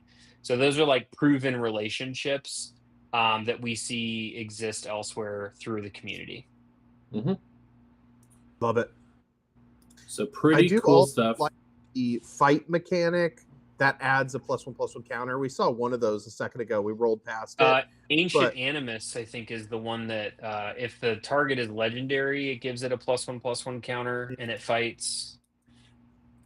Again, sort of backwards cost reduction. You could Ian, I've got a feature request for you. Yeah. This one's just as important as my bling button. Oh Lord. I want to bring Boris, our unofficial mascot, unofficial mascot, into TutorAI as a sort of Clippy from Microsoft Word. I knew he was going to say Clippy. I need a Boris-style Clippy. It looks like you're trying to build a Civic and counters Boris deck. has found more cards for you. Like I need it. Yeah. It looks like you're trying to build a Simic counters deck. No, I actually don't hate that. Of course you don't. What if there was something that was in the corner, like whenever you open your deck, it pops up and is like, hey, a new set came out. These are the cards that you might want to consider for upgrades. I don't know. Hold on. Add Clippy. MTG Clippy. No, just add Clippy. Add Clippy to bottom left. And he needs to vote and get excited when you add stuff to the deck too. Gives you suggestions. Okay, there's Just got all what right. So yeah, I'll deviate from my coding journey into graphic design and 3D animation. Sounds good. Perfect. I'm on it. It's great. All right, let's keep looking for cards. I've been seeing this pop up here. I like Jace, Arcane Strategist. Whenever you draw your second card each turn, put a +1/+1 counter on target creature you control, and you can +1 it to draw a card. I did not even know that Jace existed. Let's throw it in. That's cool too. Creatures can't be blocked. That's pretty nifty. Yep. That's a good one. I love. Right there. I see you're building an Izzet deck. Maybe you could try developing human empathy instead. I love. Oh, Hunter, we love you. Banger. Well, did you see that window that came up with the recalculating, Ian? That's where Boris goes to. Like, he just goes in there. He's, all excited. We could just run with Hunter quotes, actually. I think that's a good idea. Hunter, if you want to direct message me quotes for the constant list Clippy, maybe we'll call. Maybe we rename Clippy Hunter, and Hunter is just our little passive-aggressive post-it note. What I love about this window so much is I'm scrolling down and I'm seeing, okay, Gossip's Talent is here. Maybe not for this deck, but there is another class that I love. Let's see if it's here. I scroll down, and boom, there it is. Innkeeper's Talent. Beginning of combat, you get a counter on target creature you control, and then permanents you control counters have ward 1. Boom, that's perfect. Add it. Yep. And what I'll say is, when you add cards, that's obviously building stronger relationship data. But if you wish list a card, that also adds relationship data. It's smaller, but it still says, hey, like, you thought about this, or like you got an idea, or you wanted to at least bookmark or dog ear this card based on the fact that it was surfaced to you in relationship to this deck. Gotcha. That's pretty neat. Let's see. I am super bummed Animal Sanctuary doesn't put 1/1 counters on frogs, though. Yeah, that is a bummer. Can we go up a little bit? I noticed that the global front runner from the global duel deck is in there. I forget what his name is, but we actually want to talk about this. Right there, the guy with the dog. Guy with the down dog. one. Oh yeah, Vivian? Zhang. Oh, Jing Yang. So we actually plan on talking about the global decks at some point. So I was actually kind of happy to see both Zhang and Mu on the list here. But I want to look again. Target creature gets... Okay. I don't think these are super beneficial. Yeah. It's interesting it plucked them out, though. So it's coming off of Jace. So I'm thinking it's wanting to go ahead and thinking if we're going Jace, which is probably not a super common Planeswalker, we're probably just making a Super Friends deck. Yeah. I see. Yeah. It's probably that, or just like the general like beefing up of creatures with the Planeswalker as well. But it also could be the creature creation too. Yeah, we do have. I mean, a couple of Planeswalkers here. We probably don't want to go too heavy on Planeswalkers, especially because these ones are all 6 mana. But Vivian puts 3+1/+1s on something, and then Oko puts 2+1/+1s on something as their +1 abilities. I do like Vivian. I have her in a couple decks, different versions of her. Yeah, Vivian's cool. I like repeatability of counters that don't cost you a card. So like that is the part of having a Planeswalker or an enchantment or an artifact that puts counters like this sort of like free rolling, because then it just represents ramp. Yeah. Right? Let's see. What does the Oko do? Because Oko is usually pretty crazy. 2 counters as a +1. 0 is until end of turn, it becomes a copy of target creature, prevent all damage that would be dealt to him. And then -7, each creature you control has base power and toughness 10, 10, and trample.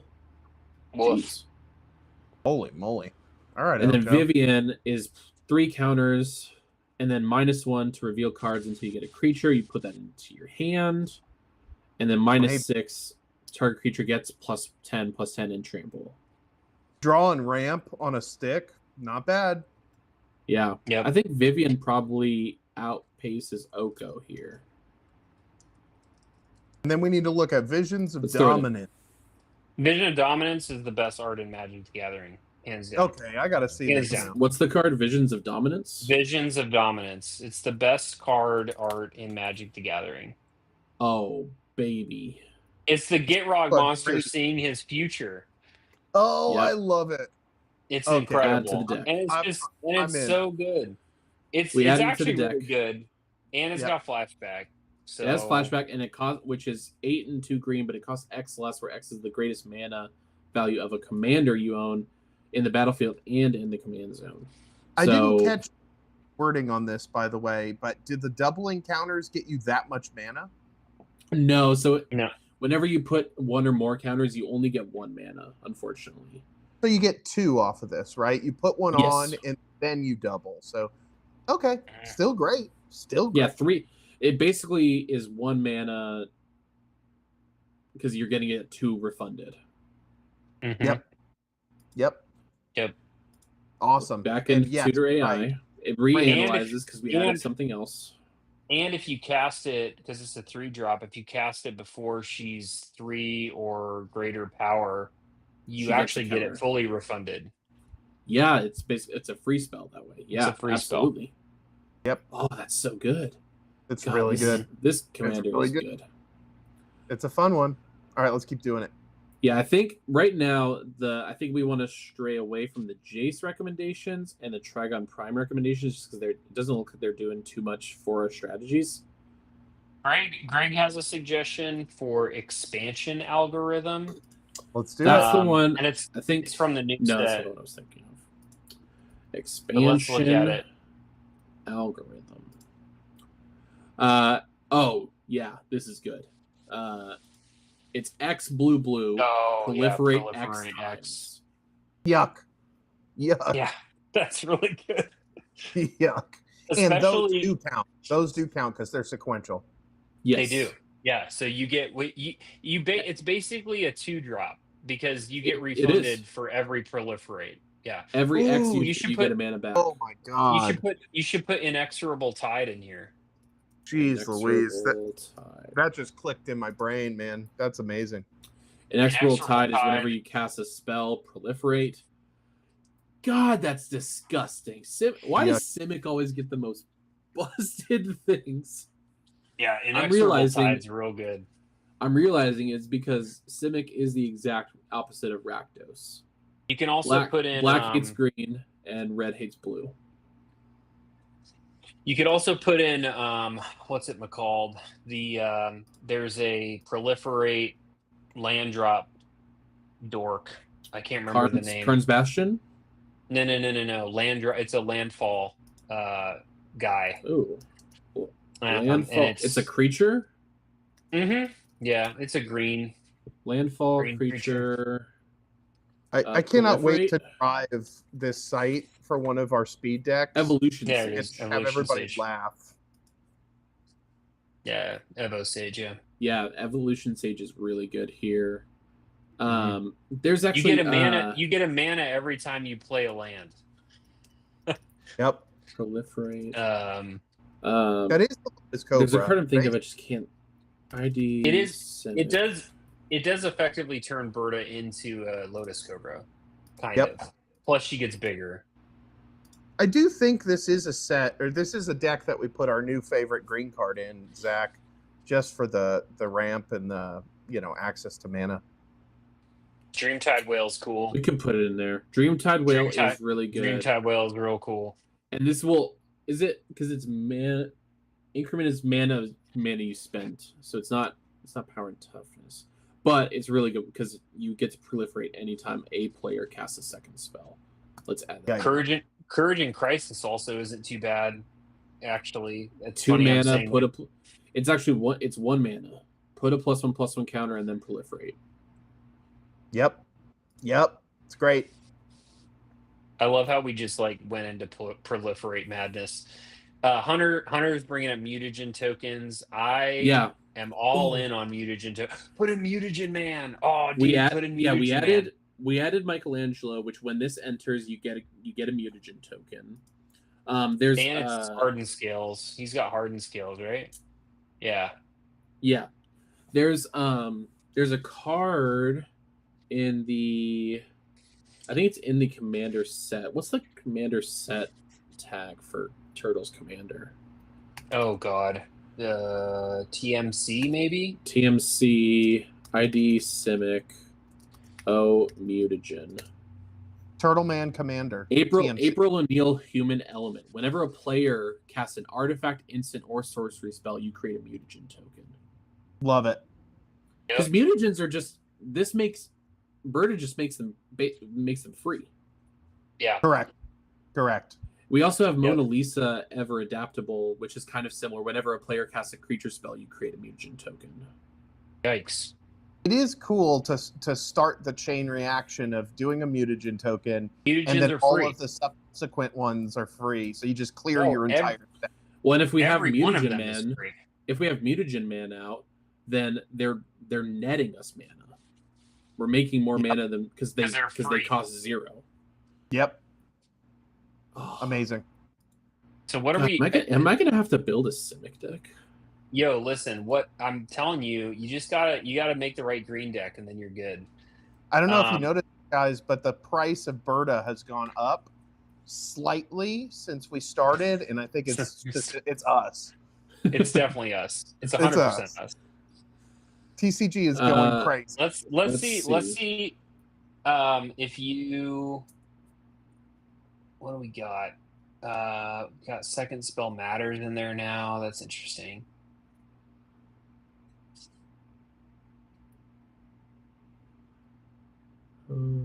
Yeah, we probably don't care about these ones here. All right, let's look at Dreamtide Whale's suggestions. Oh, I know. Okay, I'm sorry. I know we want to do TutorAI, but I know a card. Unstable Experiment goes in this deck. It's from Spider-Man. Target player draws a card, then up to one target creature you control connives. I love that. Cool. It's a good card. Yep. Berta's conniving. Art Look at her. on that one Look too, at by her. the way. Yeah, she's real conniving. She's got that smug frog look on her face. And yes, Greg, to your comment, I added Mona Lisa Ever Adaptable as well as April. Yep. All right, let's keep going around TutorAI. We have Ilvoy Operative. Whenever you cast your second spell each turn, that's a counter on this creature. That creature. On Thunderdrake is the same. What about Astrologian's Planisphere? I've seen this a couple times. It's a job select equipment. I played this in my mono blue Squidward deck, but it gives equipped creature. It makes them a wizard, and whenever you cast a non-creature spell or draw your third card each turn, you get a counter on her on the equipped creature. That's pretty cool. Yeah, with the cost reduction and stuff, that third spell is very doable. Very doable. Yeah, I like the 2 ways to play too. So yeah, that's a good one. Astrologian's Planisphere, and then there was another one sort of near it that's been around since the beginning, Benevolent Hydra, because you can tap this and remove a counter from it to put a counter on another target creature. Yeah, and it's also a hardened scales. Yep. I think yes, and I think we should potentially explore some counter moving type stuff. So I would definitely add that. Which I bet you once we add this there, yeah. Ozolith. Ooh, we should put the Ozolith in here. Both Ozoliths, I think, are good here.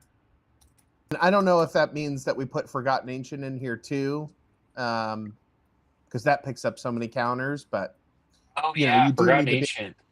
Yeah, I like Forgotten Ancient's one of those cards that people also forget about, and then all of a sudden it's forgotten. Like 12-12. It only makes sense. It's like a 12-12 out of nowhere.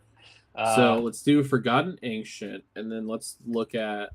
Do we just add both Ozoliths? I mean, I know the Ozolith is a more pricey card. I actually haven't the second one. Let me read this here. One or more 1/1 counters. Okay, so you get the doubling scales, and then you can pay 1 and a green, tap, put a counter on target artifact or creature. And it cycles. Yeah, I think you put both of them in there. Yeah. It's in there. Yeah, that's great. You clicked so fast. Yeah, both Ozoliths are here now. Cool. So we're sitting at 25 so far. 1 land, maybe 2 lands. So we're well on our way. I know the land that I wanted to put in here. Hidden Hideout. This is one of my new favorite lands.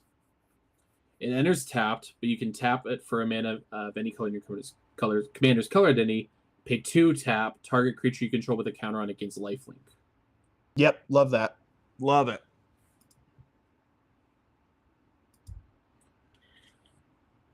I would love to see the recommendation based on that too, to see what other, if it has a counter on it, get some effect stuff. Oh, there we go. Counter movement is up there now. Counter movement. Yep, we have enough here.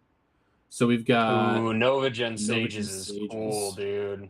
Graft 4 enters with 4+1/+1 counters on it. Whenever another creature enters the battlefield, you may move a +1 from this creature onto it. And then 1, remove 2 counters from among creatures you control to draw. So that's I love that. Because that's one of the things. So we have a lot of mana generation right now, but we don't have a lot of card draw. We don't have a sink. We don't have a good mana sink. We need a few of them, and this is. I mean, luckily Berta is a mana sink. The problem is that she needs to tap for it. So that's why I was also thinking here, additive evolution. Yep. When it enters, you make a 0/0 with 3 counters on it. And then at the beginning of combat on your turn, put a +1 on target creature you control. It gains vigilance until end of turn. Yep. Yeah.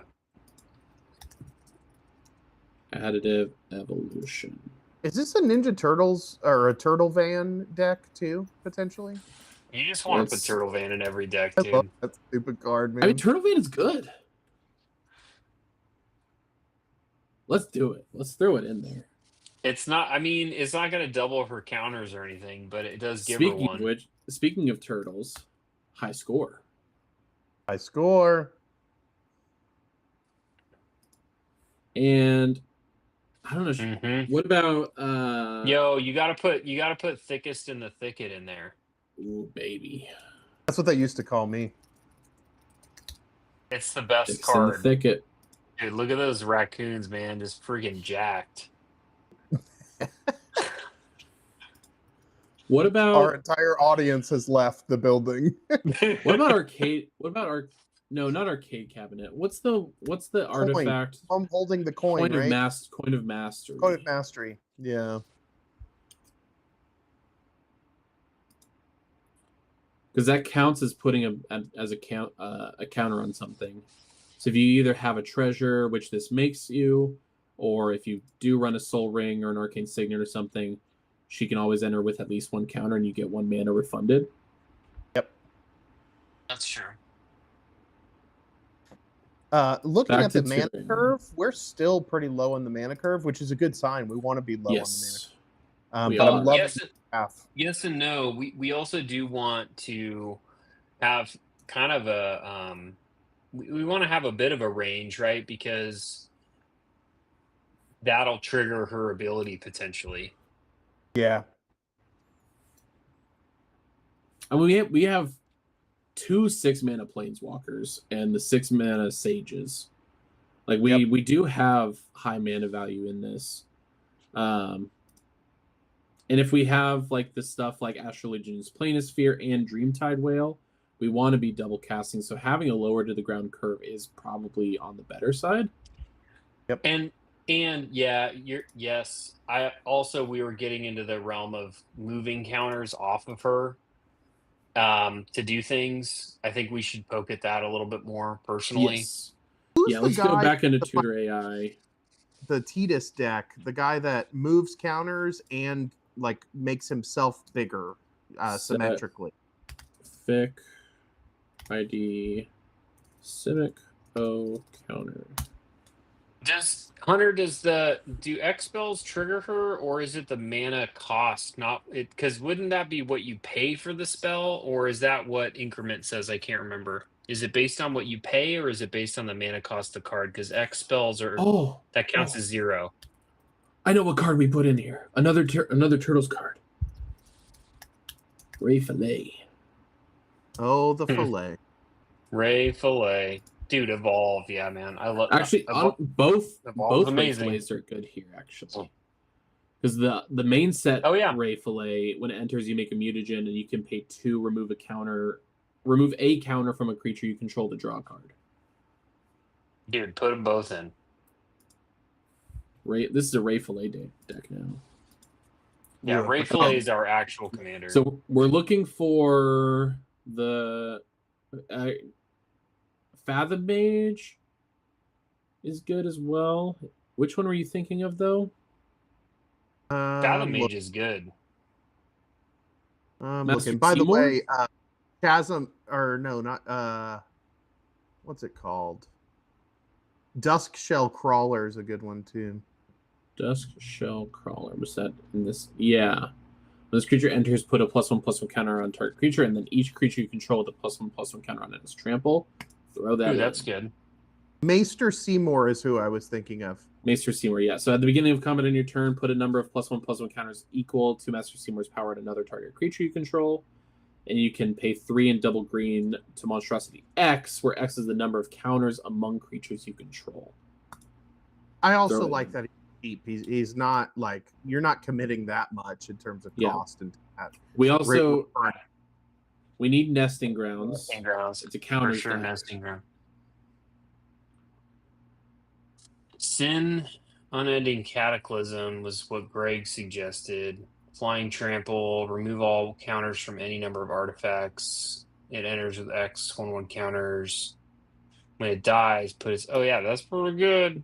That could get really big and nasty.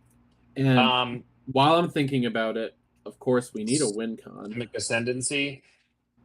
Simic Ascendancy.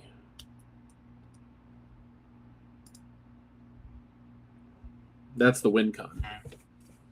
Yep. Yep. All Yep. right. Yep. So You could also put Helix Pinnacle in here if you wanted to. Helix Pinnacle. Which is really it's pretty gross, but it is a mana dump. This? It's a 1 mana enchantment with Shroud. X, put X tower counters on Helix Pinnacle, and at the beginning of your upkeep, if there are 100 or more tower counters on it, you win the game. That's cool. I love it. I love that as a dumb mana sink. It feels like the fire turret from Avatar. Just like I have won a game with Omnath with that card. That card in doubling cube. The green Omnath. Mm-hmm. He doesn't get counters, but he does get bigger. No, he doesn't get counters, but he gets bigger. But the biggest thing is, like, if we are just making mana, yes, we have mana sinks, but we can only have so many of them. This makes it so we don't lose green mana, so we can just start banking mana. Yep. And then if we do have that other enchantment out, then we can start using that. We can just, someone's like, okay, I'm going to remove the Onmath. Okay, I'm going to pay the X, move all this mana into this. Yep. Yeah, and I think Increment does only care about what you paid for it, not what it costs on the card. So X spells would help. What do you think about this guy, Master Chef, as a background? That's pretty cool. Plus, it's Master Chef, so like, of course. Yeah. I like cuisine, you know? Mm-hmm. Iron Chef, not Master Chef. All right. Pull TutorAI back up. Let's see what we're looking at. Interesting. Oh, look, it's picking up like alt win conditions. That's I wonder where it's getting Maze's End from. It's because it knows its creator. Yeah, Ian just builds that into the. It's recommended for every deck. Yeah. What does the luck bobblehead do? Is that one +1/+1 counter? No, but this is the one where if you have all the bobbleheads and you activate it, you win the game. Yep. Mm-hmm. And then Toad Frog. What is that one? 20-toed Toad. 20-toed Toad. When you attack with 2 or more creatures, it gets a counter, and you draw. And then if you have 20 or more cards, or this has 20 or more counters, you win. Not quite.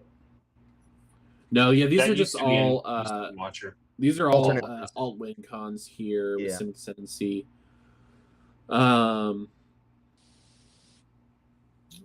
What's this here? Give and take. Put 3 counters on target creature, and then remove all counters from target creature and draw that many cards. I didn't know that card existed. That could possibly draw you a lot of cards. Yeah. Also, Sage of Fables next to it. That one doesn't seem too bad either. Each other wizard. It's not a wizard. We have a druid. Yeah, but like you can remove the counter. Yeah, that's true. We can remove 2 to draw. We could do that. Another mana sink to get us extra cards, I guess. Yeah, we can throw it in. I saw another card here. Whenever an artifact enters, put a +1/+1 counter on something, like something that goes with our mutagen tokens and our. Oh, artifact. Oh, dude! I just saw spikes showing up. You saw what? Spike creatures. Oh, yeah. Like the slivers that never made it. Hey, Azixa made it. Speaking of made it. What's up, Azixa? Oh, we got to look at Arwen, Weaver of Hope.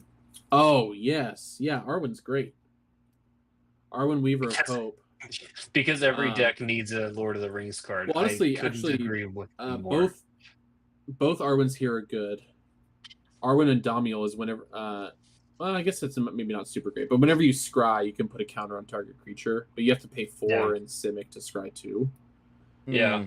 But then Arwen says each other creature you control enters with the number of additional counters equal to her toughness. That's pretty good. Pretty good. At the floor, everything enters with one counter. With a 1, yeah. Which gets you 1 mana, which, yeah.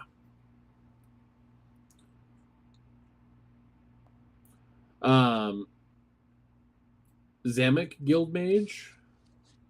Those are cool. That'll also get creatures entering with 1/1 counters too. Yeah. And you could draw from it. What are we at? We're at 45 cards right now. We ought to add our lands and see how package. close we are. Yeah, you're on the same wavelength.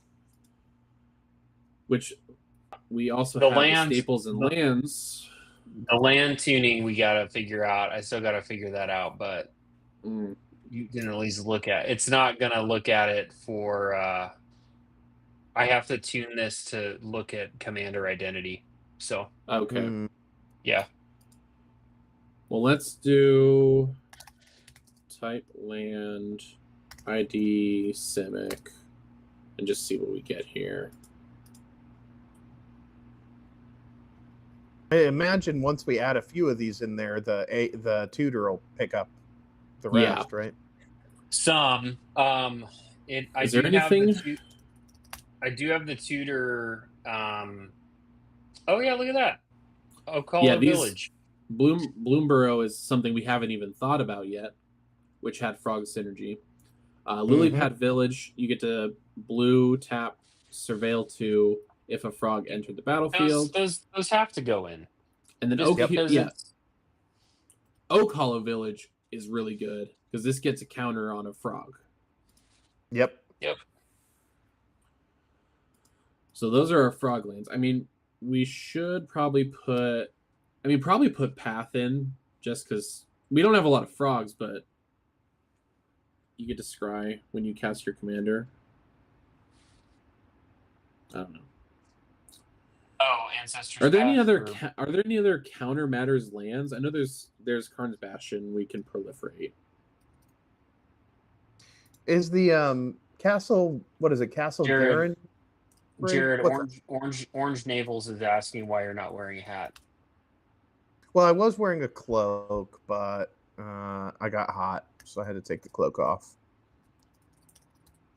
He did get a little too hot for my That's- comfort. It's tough. It's tough being on stream with Jared sometimes. Thank you, Orange Navels. Cloak God, is I not love that hat. name. I just want to talk to Orange Cloak. Navel all day.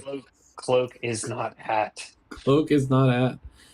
Dranith Ruins, 2 tap, put 2 counters on target non-human that enter the battlefield this turn.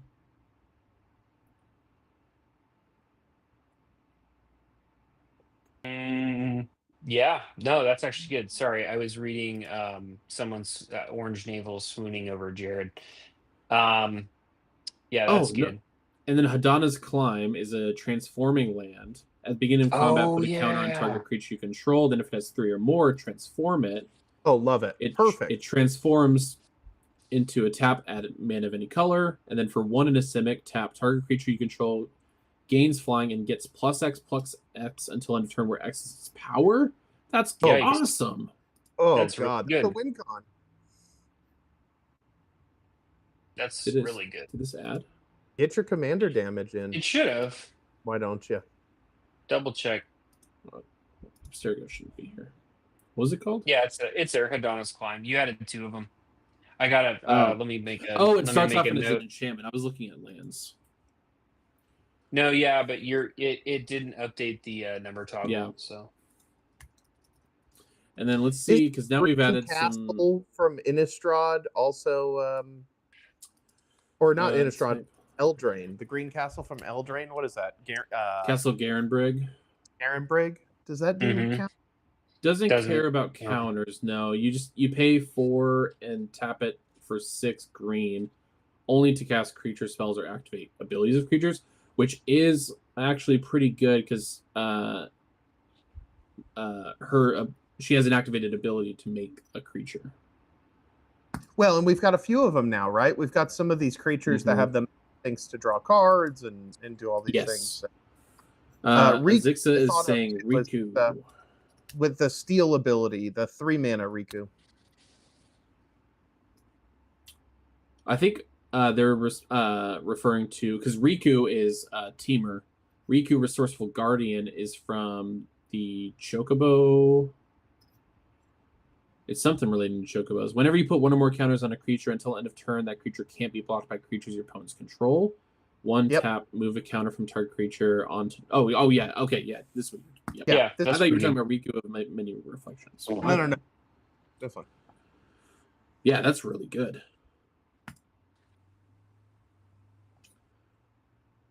Let's see.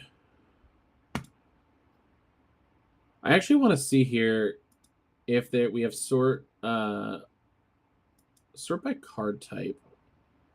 Are there any good instance we can put in? Oh wait, land. Again, go back up. Go back up. Or the bite cards. Up a little bit more. That one right there. Your screen's a little blurry, but it's that ooze with the dude turning into an Flux. ooze. I forget what that one does. Yeah. It says a 3 and a green enchantment.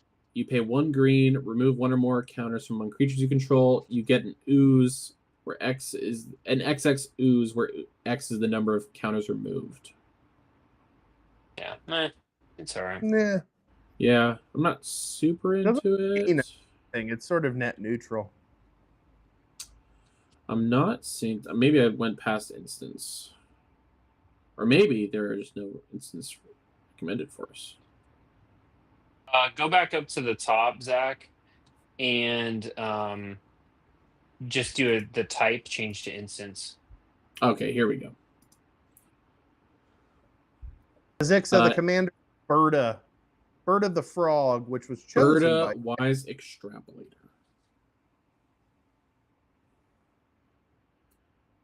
All right.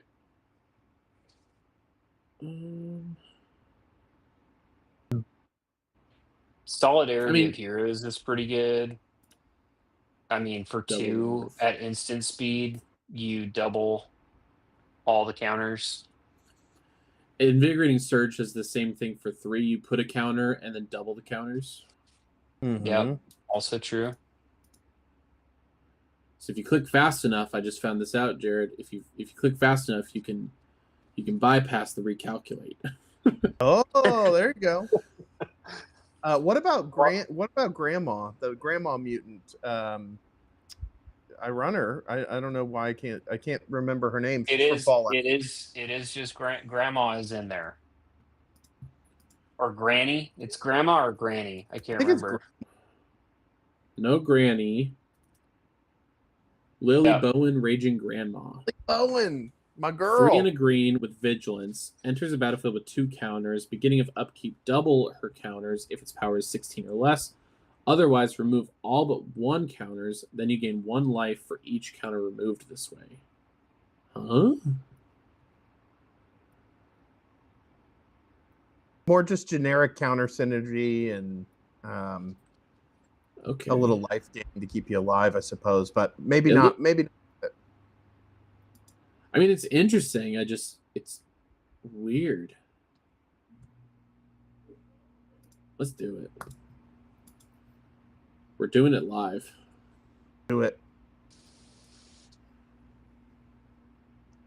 When you scrolled down to the different art, I got real excited, thinking there was maybe an alt art I wasn't aware of, but there isn't. Let's see. Keep going here.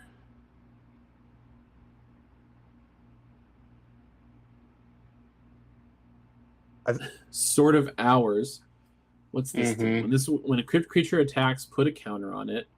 When it deals damage, roll a d12. If the result is greater than the damage dealt, or the result is 12, double the number of counters on that creature. Pretty good. Zix is suggesting Diamond City. Diamond I don't City. Remember. Is that a Final Fantasy card? I think that's Final Fantasy. No, that is that's Fallout. Diamond City. It enters with a shield counter. You can tap, move a shield counter only if 2 or more creatures enter the battlefield under your control this turn. might be good. Well, we do have some proliferate in there, so Yep. Yeah, we because could those can stack. Yeah, they can stack, which is actually pretty good. I was actually looking here. There were cool cards. Hopefully the recommender keeps them. It's been doing pretty good at keeping things. I like this Sword of Hours. I also like Ornery Tumblewag. Beginning of combat, put a +1/+1 counter on target creature, and when it attacks while saddled, double the number of +1/+1 counters on target creature. It doesn't have to be the creature that saddled it. Ooh. Yeah. And we also have, I mean, we are now Fractal seeing Harness? the Fractal Harness as well. Oh yeah, I Evolution forgot. Vat. Like this whole time we've been talking about mana sinks, and like Berta is a mana sink because she can make the. Yeah. Yep. Look at you, dude! You just like added them all right there. I tried to get a whole row, So but it wouldn't let fast. me. There we go. I do like Jared, your idea of a multi select. I think I gotta add that. Yeah, but which of my ideas do you like the best of the night? There is one right answer. I know what you're asking. You're leading the witness here. I know what you want me to say. This isn't a court of law. Just say it. You want me to say Clippy. Boris. All right. We're pretty close to there, aren't we? We've got, so Berta- we probably want to do at least probably like 20-ish, a little bit more than 20 lands, which puts us around 80 cards. So there's actually still a little bit of ways to go. I Wait, like that how puts- Hunter's like 32. Hunter's janky combos into chat. Berta plus clock spinning. What's clock spinning? It's a blue and a buyback of 3. Choose a counter on target permanent or suspended card. Remove that counter from that permanent or card, or put another of those counters on it. Let's do it. And then Memory Crystal. I also think Midnight Clock. I know it's a 3 All mana buyback rock, costs are reduced by 2. Throw it in. And we've got Inexorable Tide. I think did we already add that one? We have an Yeah, we did extra already tide add in that there. one. Yeah, so basically you clock spin Berta, you add a counter, you get a mana, you buy it back for free, you cast it again. Oh, and you proliferate. So you're +1 manaing every time. So you have infinite mana, and you can just Wow. make Berta infinitely large. Ooh, that does remind me actually. Crystal. That's funny. That's funny just to like have it happen. The Earth Crystal. Yeah, the Earth Crystal. There's Probably a there's a henge, there's- a great henge deck too. By the way, not that every green deck is a great henge deck, but yeah, there While we're is in a it's the Bonder cycle. And then- Midnight Clock was the other one I mentioned. That's another rock. I'm a As big they said, fan. Fate Transfer's not showing up. It might be out of the color identity.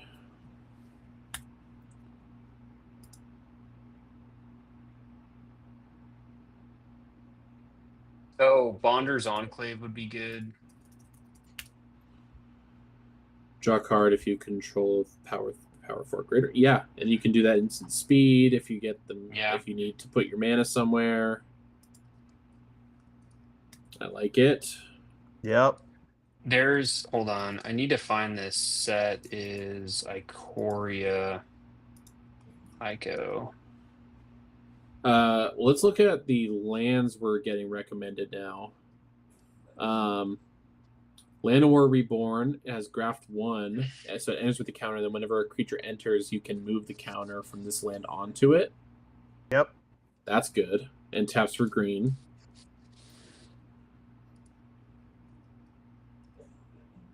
And man, I keep thinking Animal Sanctuary would be good.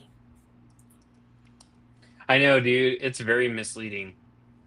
I'm pretty bummed about it. Yeah, you would hope. You would hope it would have Frog in there. Come on now. Is Opal Palace still a land that gets played?